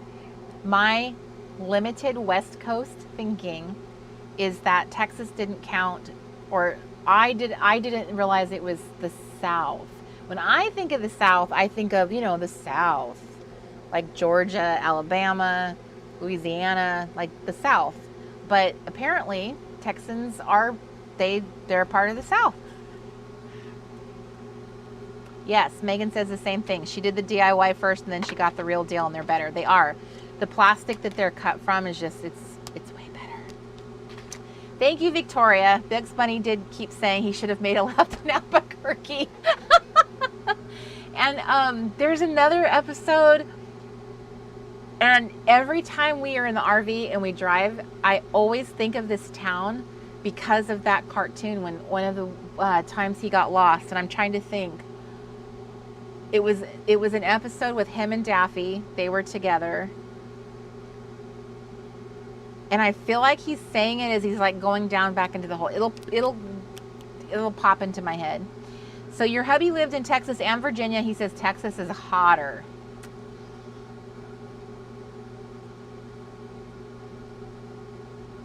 Okay, so Betty Jo says she thinks Virginia's hotter. She's lived in both places. Oh no, Miss Mandy, those photo crops are July 23rd to August 10th. Sometimes I think Canada thinks it's on the moon. It's so hard to send stuff to Canada. We eventually had to stop mailing to Canada because Canada has some very different mailing rules, and it's very hard. Once you've mailed something, their tracking system is just it's there's no country like it. So we finally had to be like, no, we can't do it, no more. Okay, Texas is the further south than any other state except Hawaii. I have been to the most southern place in Hawaii. I went to it. They even have like a little, they have a bar there that says this is the most southern point bar in the United States or something. I mean, I didn't go in the bar, but I went to the location where it was. Donna says Massachusetts isn't hot for more than 1 month a year. I love my Canadian friends. Your mail service, oh, I'm sorry, you guys. And I'm sorry because we end up not being able to send stuff to you guys. But Canadians, it's not you. It's the mail. I ordered some stickers from Russia in March and you still haven't got them. Aw. The humidity is worse the closer to the Gulf you go in Texas. So for those of you who went on the cruise and we sailed out of Galveston, that was my impression of Galveston. Is it was the most humid, like Florida, very similar. And I remember everywhere you went, everywhere smelled like mold, and it was just damp. But I'm convinced that if you live in Galveston, you would have the most luscious skin because it would always be so plump from all of the humidity. So I think for the sake of like nice, plump, juicy skin, I think I could handle the smell. I lived with it. I could deal with it. So interesting. Becky says, I never considered Texas to be in the South. I didn't either, but some people who live in Texas think they say they're in the South. So I'm like, okay, I'm not going to argue with the Texan. I'm just not going to do it. Pittsburgh weather is very bipolar.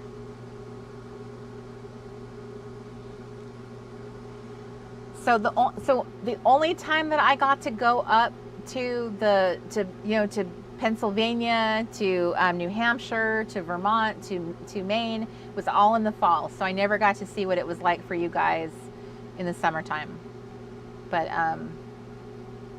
I thought Maine looked almost identical to Washington. It just had less pine trees, but they still had, like, one of them's the pine tree state and one's the evergreen state, which I didn't know that till I got there. And then when we were there, I was like, don't you feel like you're at home? So yeah, it was very much like that. I really loved Maine. I wouldn't even have a problem living in Maine, but that's like ridiculous far away from our kids and stuff. So, but I would totally live in Maine.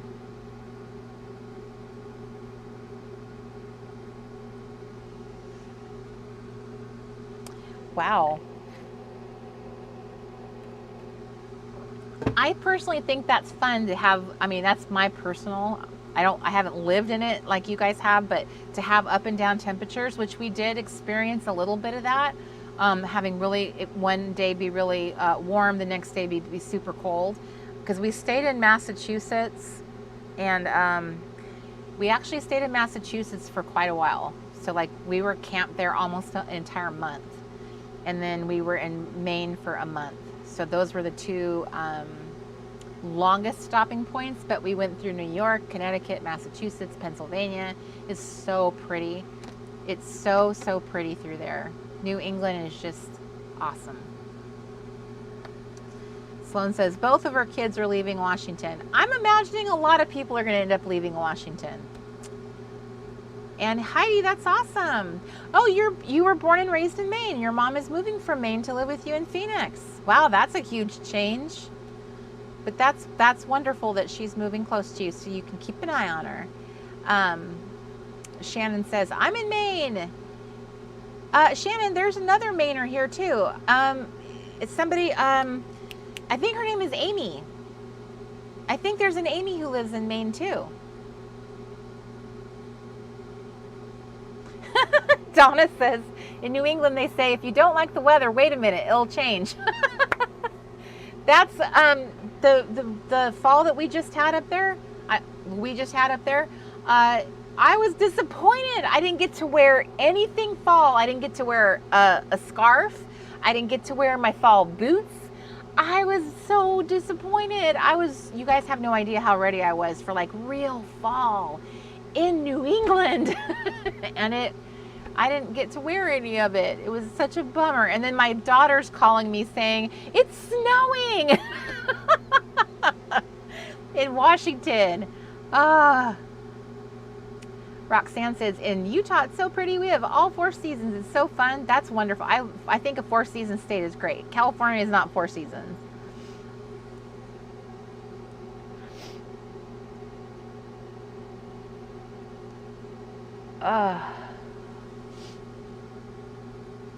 Daphne says, I want to leave Cali. Tennessee is my go-to. Yeah, I don't want to live here. The only reason why we're here is for my mom. And my brother lives nearby too, but I was done with California a long time ago. And now I'm done with Washington. We've broke up. We have broke up. So, but you know what? I thought we were going to go back to being in a house and everything, but I don't think that's going to be the plan. I think God has other plans. I think it's kind of like, yeah, you were in the RV, but you weren't really doing what I wanted you to do. So now I want you to do it from the perspective of what I want you to do here. So we're getting a do-over, and I'm hoping that means I get to go back east again, because that was really fun. I hope that's where a do-over, getting to do that over would be awesome.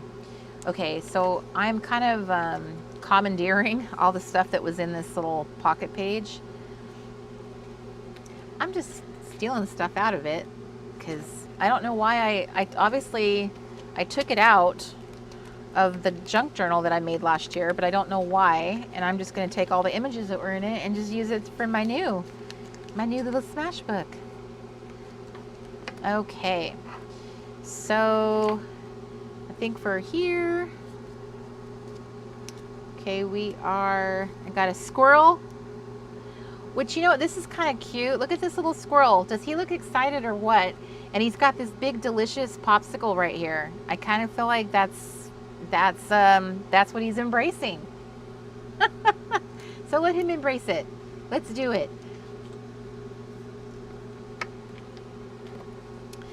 So me and Mr. Crafty were thinking about that. We were talking about that the other day. Like, what if we just drove around the country doing Bible time with Mark and Corey? What if that was our thing? What if we started these, we had like little retreats or something to do our show, to not just do our show, but like to do retreats.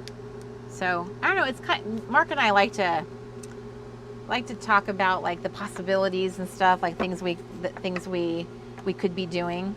So we are very hopeful about like what the future will bring and what we'll get to do. So I found this really cool picture of these erasers, and I added this little word strip. It's like digital. It says, how about a do-over? And there's all these erasers. So I think I want to do a little a mini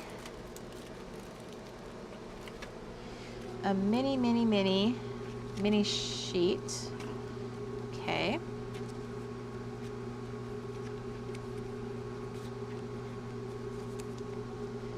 Okay. Here we go. You scared me. Did you guys see me jump? I tried stepping so that you'd hear me and not get scared. Holy moly. Trying to keep me from being scared. You're silly. Are you familiar with me?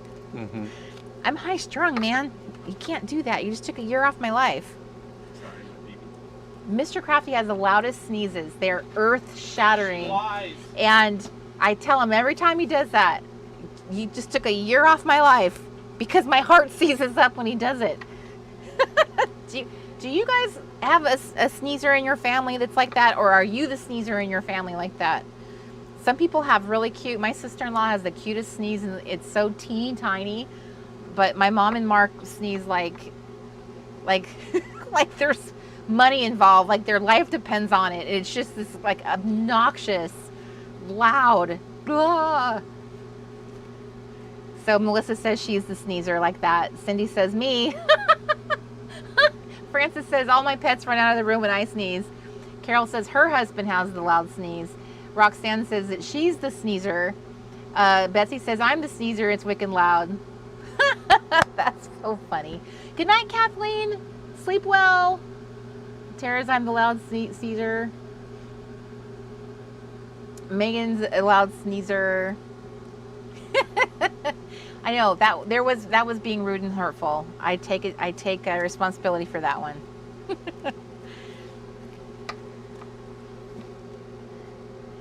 Stephanie says my boyfriend's sneezers are so loud that he has to announce it before he sees it so everyone is prepared. That is what I have trained Mark to do. If he's sitting near me and he knows he's going to sneeze, he pats my leg to like make sure I am aware he is about to sneeze, because it is so loud. It's ear splitting. It's not just like being loud, it's the volume, the sharpness of it. Jalen says my husband is a horrendous sneezer. I tell him the same thing about taking years off my life. I say we put them all you guys into a sneeze-a-thon, and let's see. Put you guys in a room together and you will see what it's like. It's not for the weak. That's for sure. Okay. All right.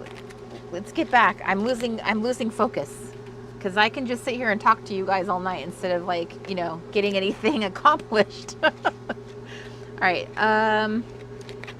What was I trying to do? I have this one. It's a 4x4, which I believe I made. Do I have a 4x4? Yeah, it's the same size as that.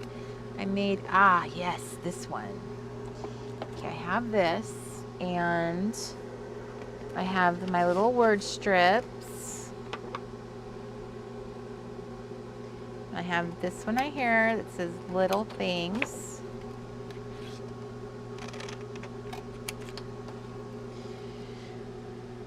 Ba-da-da. And then I'm gonna get that on here. I love the pocket pages so much. I don't even care if I didn't take the pictures. I just love how much fun it is to bring color and pattern and images together. It's just like, to me, it's fun in and of itself. Like, just doing this is fun. It doesn't even need to be like real, it doesn't have to be real documenting or anything. I just think it's, let me see if I have little, do I have any little papers that are kind of more, ooh, I like this girl. Anybody? I was hoping I had one like this. I really do like this one, but I feel like this is more fun. Okay. Flip it. Flip it. Almost like pivot. Pivot. Okay, so here's that one. And then here is, I have this really cool image right here that I took of the Camp Reset dining hall. Because we're fun and wacky like that.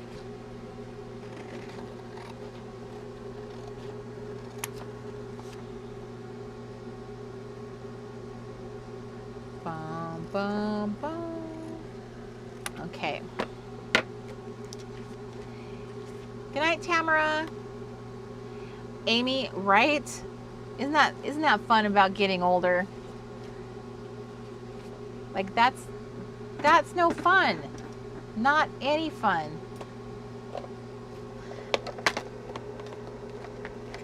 It's like now you have to start buying things like poise pads just to sneeze. Can a girl just sneeze?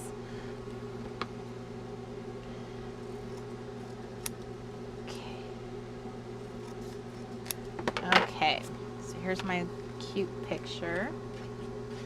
Sweet. Donna says, I started collecting photos of all the great food in the camp dining hall. Aw, Roxanne, that's wonderful, girl.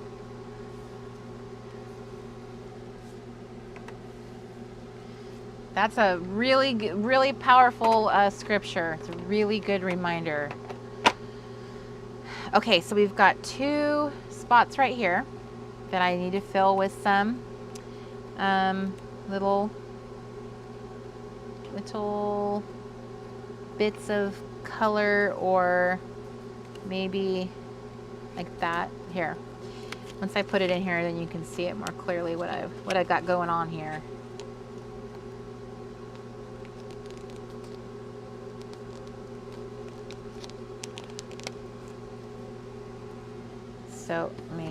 So there's that one, which I think that's super cute.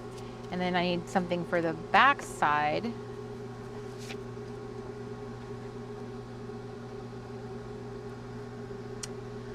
So I found this really cute picture of these girls in these like totally retro t-shirts, and I was like, oh, they're like camp counselors. So I grabbed this photo.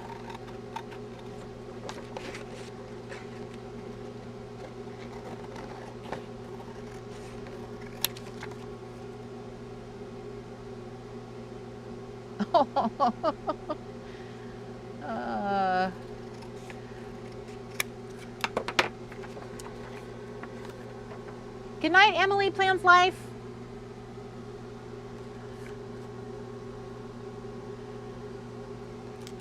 Wow, Rebecca, that's icky that you are affected by going into the sun.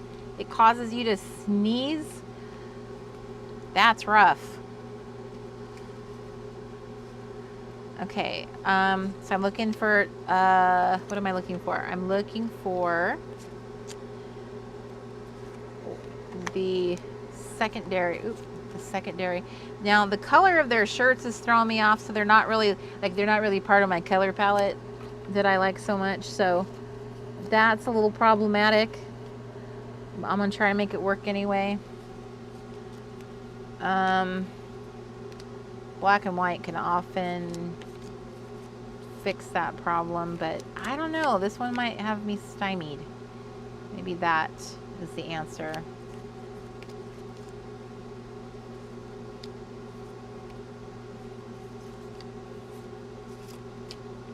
My goal is here is to I don't know. I don't know if I can save this. This red and blue are just like, Maybe a picture like that. Okay, and then what I want to do here is put a little animal on one of these. That'd be cute. She's not selling it. Is that working out better? It's not terrible, but it's also not. Oop, there's more here. Okay, sweet. Got more options. That's what I was looking for earlier, was one like that. Ha ha. Okay, I think I'm gonna go with that one. Or I'm going with this one.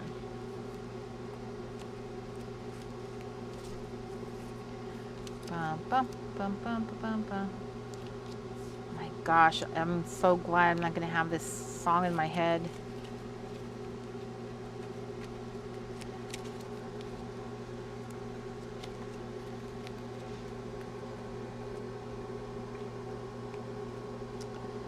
Just so you know, Mr. Crafty wasn't with us.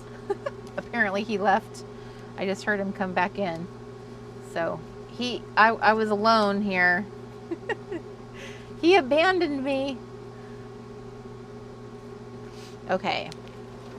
So we got a bear sighting.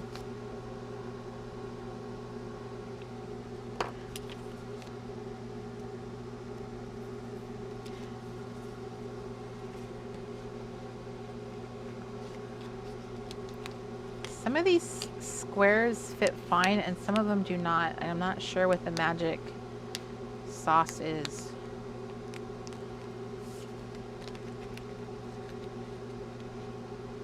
This one doesn't want to go.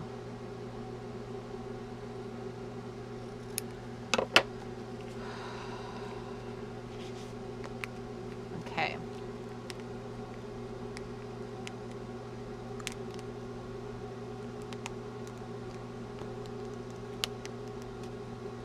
Ah! I think what I'm going to have to do is cut this one down too.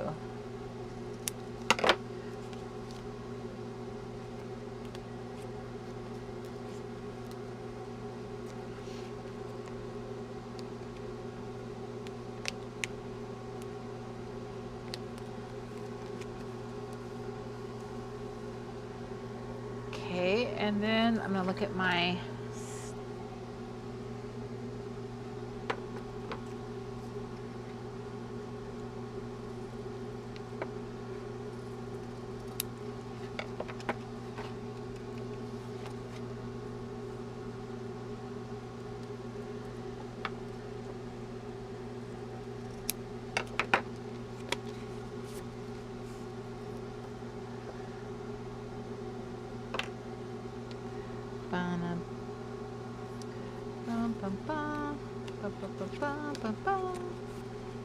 okay.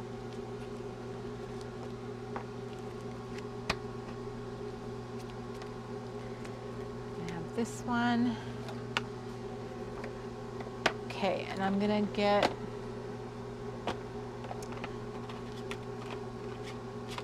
I need the 6x4 photo crop to get this one cut out because it has a white background, which means you can't really see it, and it's easier to use the photo crop than put an outline around it.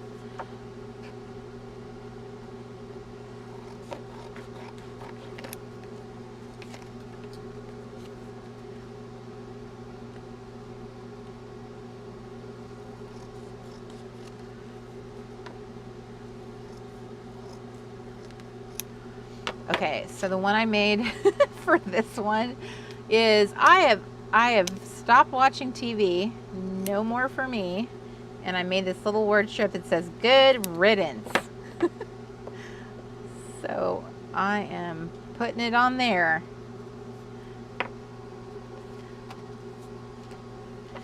Put this on the back of this one.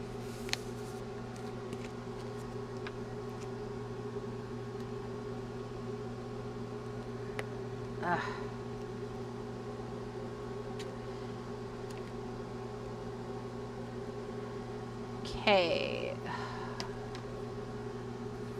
What was I planning to do with these? So I have these two that need to be cut down to like 2 3x4s, but they have to be, I don't know if these are, aha, here's one. Okay, so these I planned on putting in this. These are like little place settings that are so cute. So of course, this is how we set the table at camp, right? I'm taking credit for that.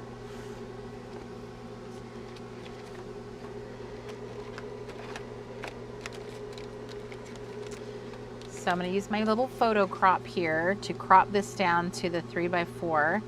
How do I want to do this? So I'm going to go all the way over to the side. Do I want to be like this side? Make sure I get the fork in there.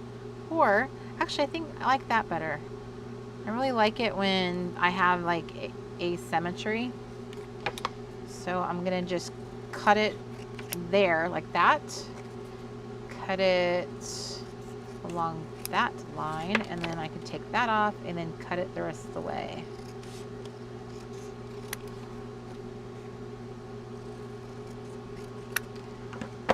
Okay, so there is another picture down. I'm making up for lost time. I'm making up for chit chat.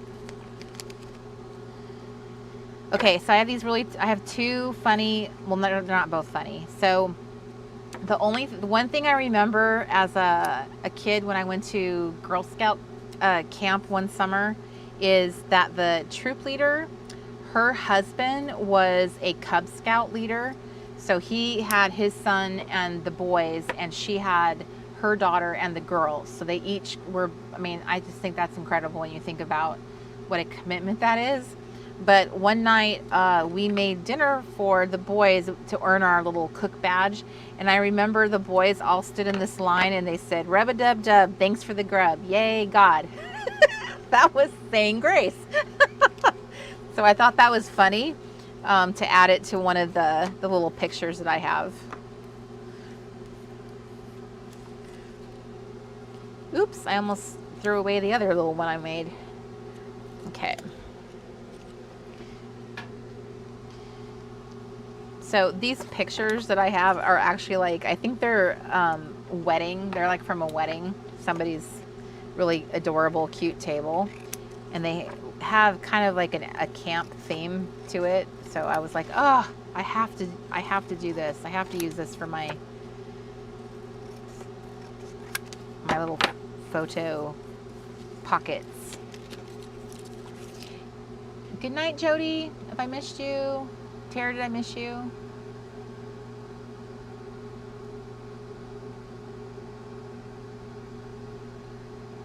Okay, I'm sorry if I missed something.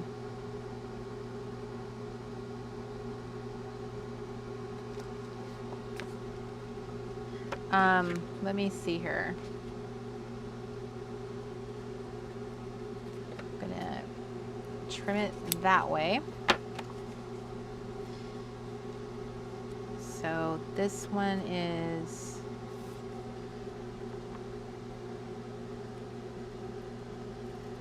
here. So I think I'm going to add this one here, and I'm going to staple it on here so it'll be like a little extra little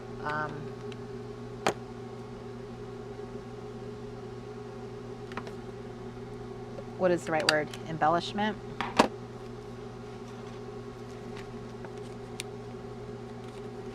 Oh, Miss Tara, I'm so sorry.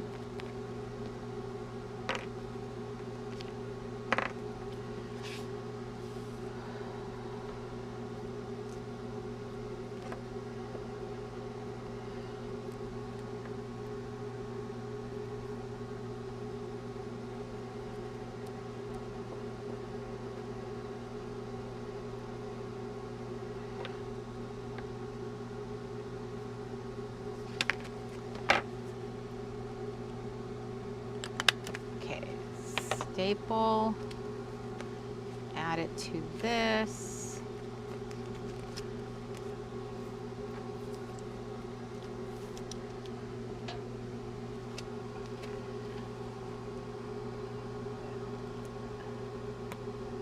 Actually, it's more fun to keep the smaller pages more separated so they're not all like stacked on top of each other. So, wow, I've been using a lot of them. And one of the things here too is like when you're using a lot of pocket pages is kind of like assessing the color story it's telling. So if you kind of see like you have maybe too much beige or neutrality, you can kind of mix it up by switching out pictures, or you can switch out the arrangement of the pages so that you're really making sure that there's like pops of color in there. Like that's something you can control. With these two little backers here, so I don't have to do anything, but I could also just use one and just put like one of my little embellishments that I have here, or the little squares that I have, which I can show you in 1 second. Okay, so this particular paper, I don't love the back of this.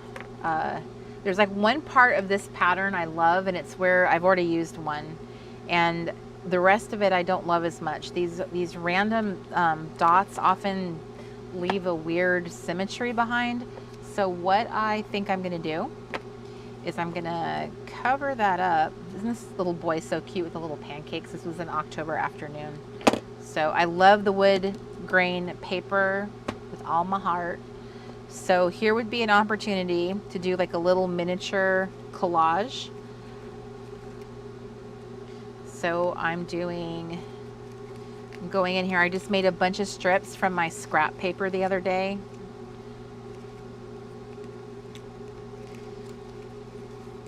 I have small strips. I have like small, tall, chubby, like just different types of widths and stuff. Like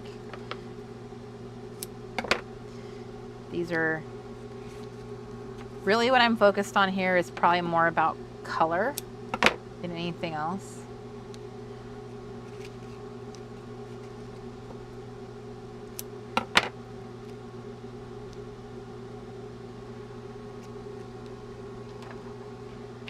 That is delicious. So let's get these little strips down. This is one of my favorite recipes, is the strips.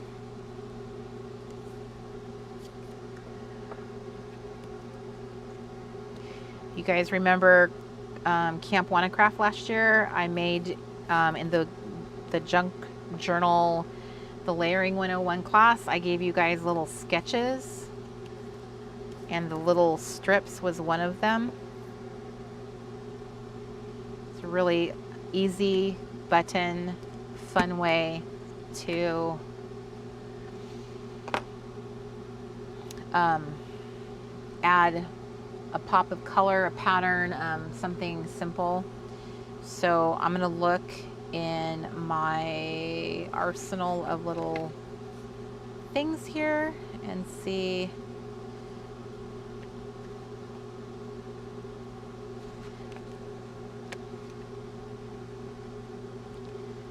The word travel, the reason why I'm picking travel is because it's sitting with a map.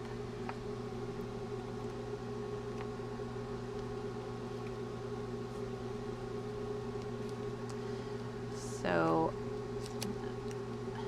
plus I traveled to get to Camp Reset. So there's that little fun guy right there. Isn't that cute? It's just so, I think it's so simple and fun. I want to really demonstrate to you how simplistic you can keep your crafting and keep it from overwhelming you with all the decisions. When I used to have all the die cuts in here and tons of washi and all of the supplies, it just was always so much like to process of like, what am I going to use? What am I going to do? And you spend so much time looking through things to use that I feel like, do you guys see a difference? Because you guys have watched me craft for a long time. So those of you who might, you know, remember how long it takes me to sort through things, this can go so much faster when you just are using mostly, I feel like mostly I'm using paper as my real embellishment, whether that's magazine paper or book copy or, you know, pages, scrapbook paper. But if you keep things super minimal, I'm not using a lot of, I'm using really simple embellishments. When you embrace white space and minimalism in your crafting, and I'm not saying all the time, but sometimes, it can really make the process give you a different kind of challenge. It gives you a different opportunity to take your little craft skills for a ride.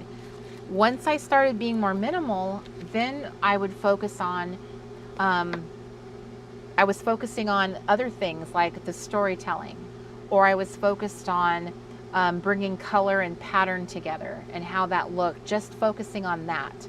And then it was about finding like really key, really neat like ads or images of women from my vintage magazines, and how could I tell a story with just like a really simple image and maybe some alpha stickers.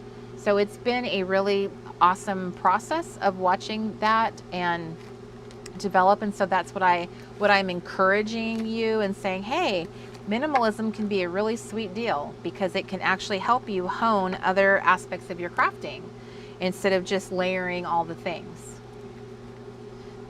So We might have to have that discussion, the minimalist approach.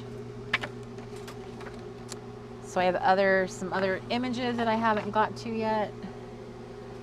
And I have this cute little graphic I found that says June, which is probably a good way to like kick off the whole thing. If I was making some kind of like page marker or something to say like, hey, this is everything that happened in June. That's not terrible. That could hold its own there. So I need to find a way to incorporate this guy somewhere. Somehow.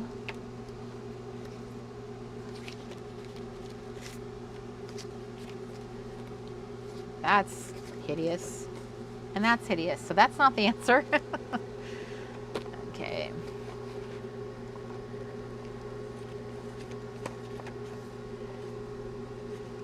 I might not have a good answer here. Okay. This could work as an example. So like this is kind of a little bit more dimensional. So taking a 6x4 and a 3x4 and sort of like creating that kind of shape with it. And then when you flip it over on this side, you could put a completely different piece here. Okay, I'm not saying this particular one, but you could back it that way and then just like put a single word there or a photo there. That's another way of treating it like a little bit more special.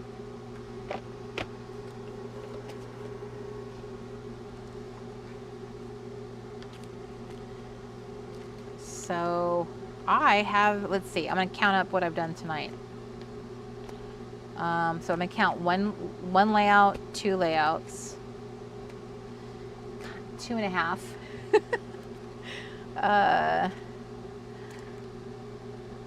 2, 3, 4, 5, 6, 7, 8, 9, 10, 11. I'm going to give myself 12 for that other one. And then I did 12 and 13. I'm going to count this. Even though I'm not technically done there, I still got the little pieces in. So that's good progress. I'm pleased with myself. This is what happens when I do less chatting and more crafting. When I am disciplined. I feel like this one could use an image or something. Little kid in a tree. Little raccoon. Either of those could work. There's a lady. A little girl in a pink dress. I like her. Her yellow match is kind of blends with the flowers in her pink dress, and that go hand in hand. The green matches that. She is my winner tonight. So let me.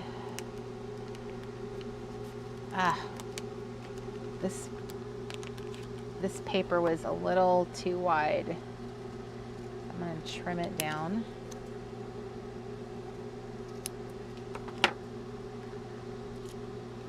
Okay.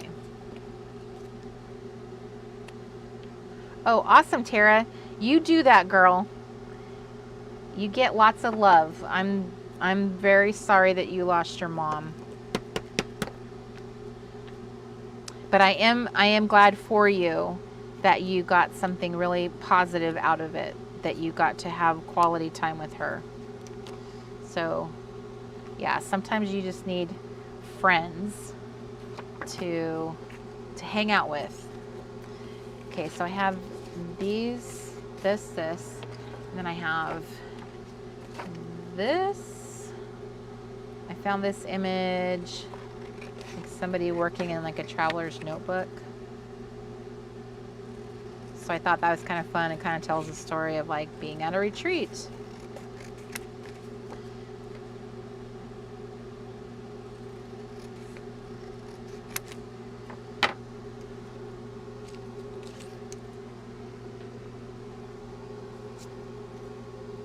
Ooh. Oh my God. I thought it was such a cute little center piece, which is the little jar with the arrows in it. That my dad would have loved that. Okay.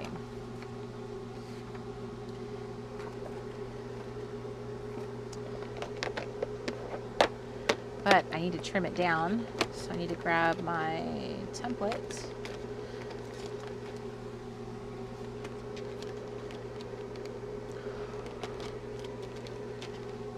Oh, okay. There's yawning. There is yawning going on. We are officially yawning. Okay.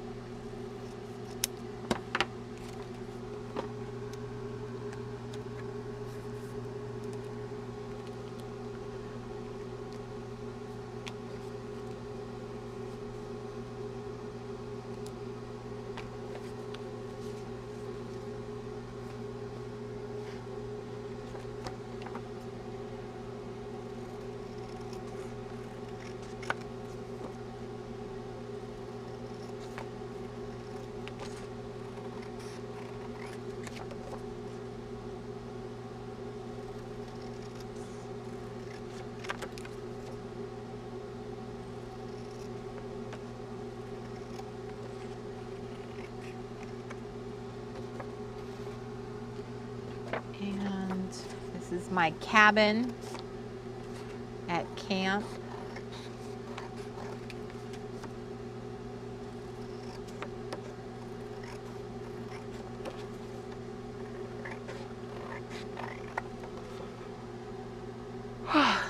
Sorry, guys.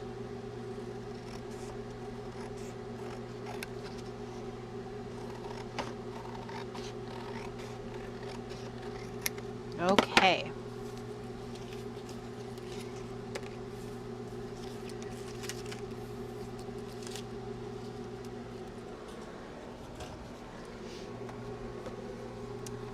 So I'm gonna have to figure out, that one's not gonna fit in a pocket.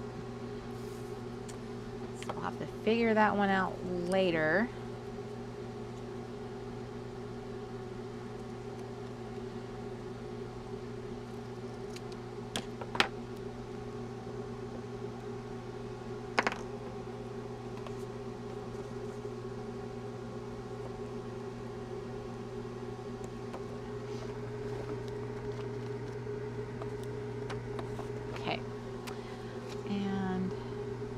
That. Okay, so I've come to a good spot.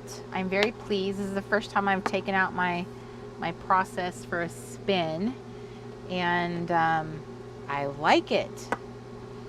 This was really easy to craft, and I was not sure because I was pretty strict about stuff that I packed up. One thing I wanted to take out for a little test drive, which I didn't, but I bought some little paints from, where did I get these from? I'm drawing a blank. Well, they're different, there's different products here. So I have some of the Dina Wakley Media acrylic paint and some of the Ranger. So they have the kind with the little dauber, which, oh my gosh, these are bomb. This little dauber pen, let me demo this for you.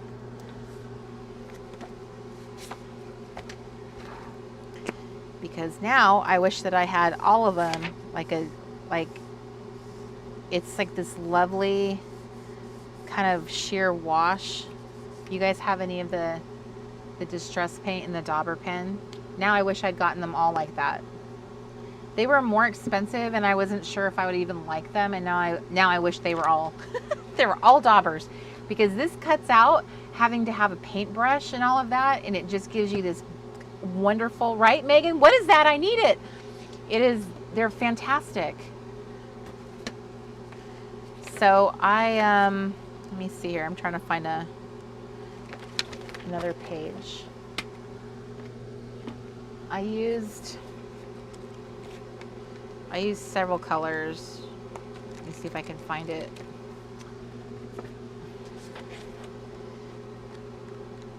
So here's me using some other colors. So this paint is like just like a little tiny squeezy tube. So like I just put it on the page, and honestly I just kind of like did it with my finger because I don't know, it's kind of fun, kind of like finger painting. But I don't have any brushes, which is why this isn't as convenient. But the dauber style, you don't need a brush. So these are the Tim Holtz Distress Paints. I'm trying to remember. I started off, I think it was like, what's that one about the cherry? Do you guys know the scrapbook store that has the word cherry in the title? I am totally drawing a blank what the name of it is. It is like a bingo dauber. Cherry something is it two? Cherry on top. Thank you. Of course you would know, Eva. Yes, cherry on top. So I started out there. That's where I started placing my order, and then I feel like what happened is another store ended up having more color selection. So once I saw that, I think I ended up purchasing it from somebody else, and now I can't even remember who it was. It's possible it was scrapbook.com, but something tells me it wasn't, because so I did treat myself to some paints. So I got, and these are for like I wanted to actually try putting some on my Bible pages, to be honest with you, even though I always say, I don't want to do that. I like the idea of just putting some color down, and that's about it. Like that I was willing to try. So, it's so hard to get off. Thank you, Mark, for posting that. This is the hardest wrapper. It's like it comes off in pieces. Okay, so this one is this really beautiful green. It's called Mowed Lawn. So, and I like it. It's kind of like sheer, so you can see the paper through it. It's not too opaque, and it just gives you that really cool little, I don't know, wash. Anyway, I liked them. I thought that they look weird on camera, but they really are really pretty. So I got it this one is from Dina Wakely, the media. It's the acrylic paint. So these just have a squeezy tip, and then the distress paint also comes with a regular flip top cap, but you can purchase the daubers separately. So they're not interchangeable with this brand, but they are interchangeable with this. So if you can only find the flip top cap, you can purchase the dauber separately and just put them on there. I highly recommend the dauber. It's impressive. Now I wish, like I said, now I wish I had gotten them all that way. If I had known then what I know now, I would have stuck with this brand, and I just would have got, I wasn't looking for a whole bunch of crazy colors, because I've bought paint before, and then I didn't dabbers. I like daubers better. Okay, but I'll say it the way you guys are saying it, or Mark's telling me to say it. So this one's called Speckled Egg, which looks like a really pretty, almost like a gray blue maybe. Look, I'm getting paint on myself, you guys, like a real artist. I put like a drop on there. Ooh, that's pretty. It's like a kind of a gray blue-ish color. They look awful on that camera. I hope that's not what you guys are seeing, because I swear I have better taste in color than that. They look atrocious. I will say this, if you were gonna finger paint with them, they feel like, it feels like butter. In fact, I think it even says something about the formula. Richly pigmented, these paints feature a thick, buttery consistency. So these are the Dina Wakley ones with the little squeeze tip. I agree, it feels like really super slick, smooth, buttery paint. It is fabulous. So now I wanna go take a picture of my little painted fingers. Like, look, I was crafty. Look, I'm an artist. Don't you guys love those pictures where people are all painted? I do, but I don't usually get messy when I'm not that adventurous. So I was trying to be a little bit more adventurous for the sake of camp. So we'll see. Yes, anything that has the word buttery, I'm in, even if it's paint that we're talking about. So I love yellow so much. I got 2 mustard seeds with the daubers, mowed lawn, and then this one is speckled egg. So I would recommend. They were really awesome. Okay, so we will be having another Late Night Crafty Club episode next month in July, which if I could find my it's right in front of me. Let me consult my calendar. So we have 2 more public events happening. So on July 10th, which is Friday, July 10th, we are having a Faithful Friends on this channel. That will be our next public live. And then on July 24th, we are having a Late Night Crafty Club. So I would mark your calendar almost exactly 1 month from now. We'll be having another Late Night Crafty Club. So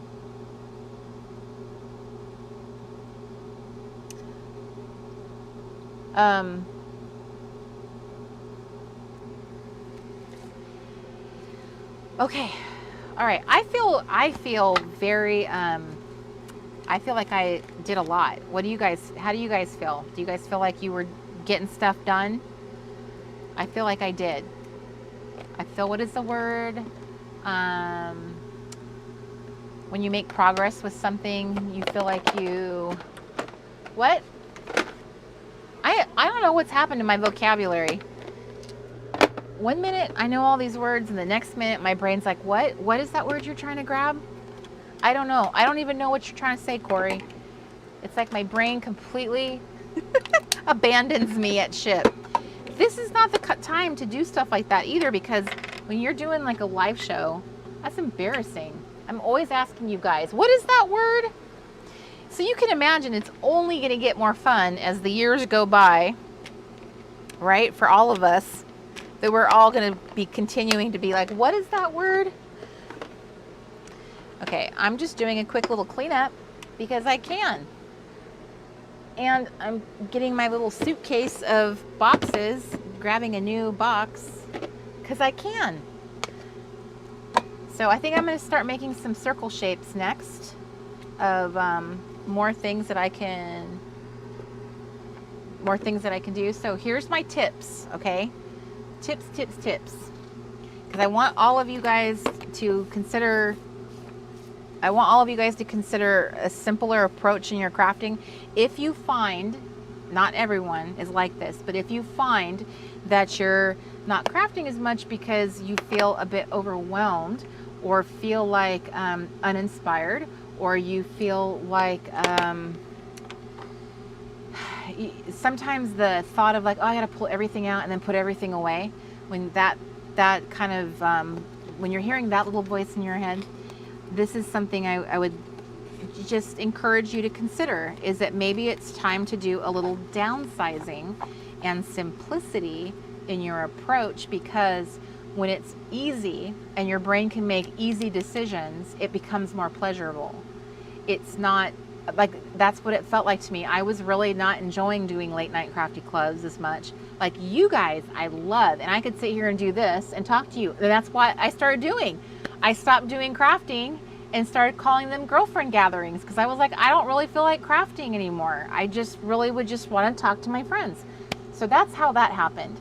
So to get back in the saddle, some things really helped. And so one of the things that helped was doing what you could consider like a task day, a batch tasking day.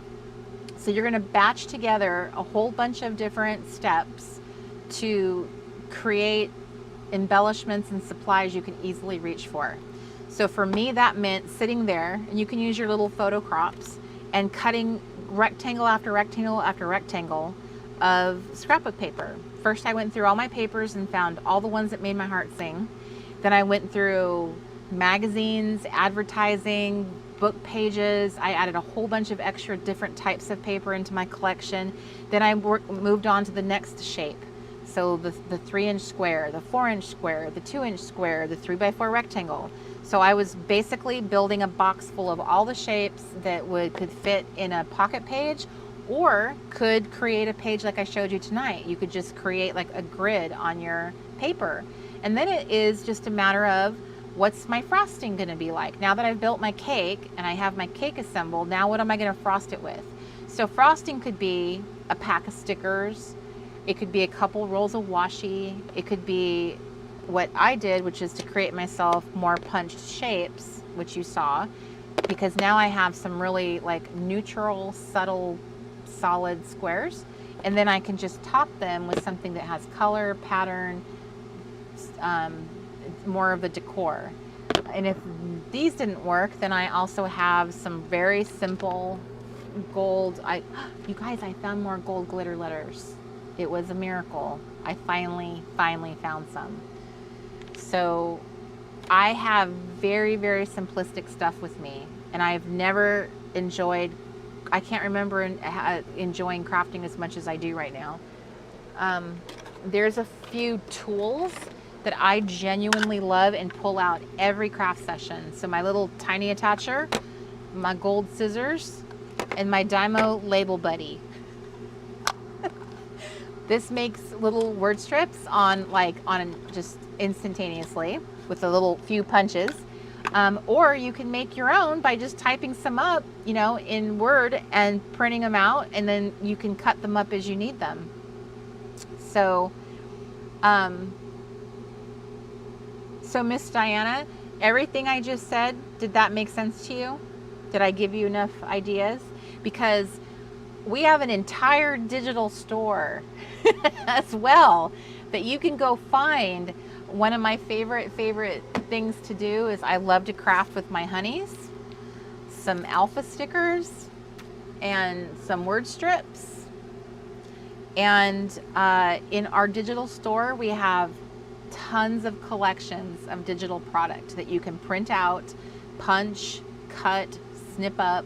Like you wouldn't even have to go to the craft store if you were looking for, embellishments to just do simple crafting. We have lots and lots and lots of stuff in our digital shop. So there you go. Mr. Crafty just posted it for you. So like what I love in that collection is the journaling essentials. The journaling essentials, if you have a Cricut or a silhouette machine, you can make yourself the same little sticker book that I have, which is the sheets on top are the ones that I love with all my heart and soul. I don't think I'll ever get tired of using these stickers. And there's several types of stickers in the collection. There's these little round circles. There's also, there's these little labels. There are these little tiny stamping elements. If you don't even have acrylic stamps to stamp with, there's little tiny stamping elements like you do. So the journaling essentials would be my #1 draft pick any day of the week. I don't think I'll ever get tired of crafting with it. I only want to add more of that style to my crafting. But you really don't have to invest a lot of money in all the things when you kind of feel like you're just trying to get in the swing of crafting. If it's not something that you feel like you have a lot of supplies or something, I would say go simple and foundational and then build from there. You could go back old school, like go back to junior high school years and use magazines, clip magazine images. I love using my punches. Like I have a couple punches that I invested in, and I use those to punch magazines all the time.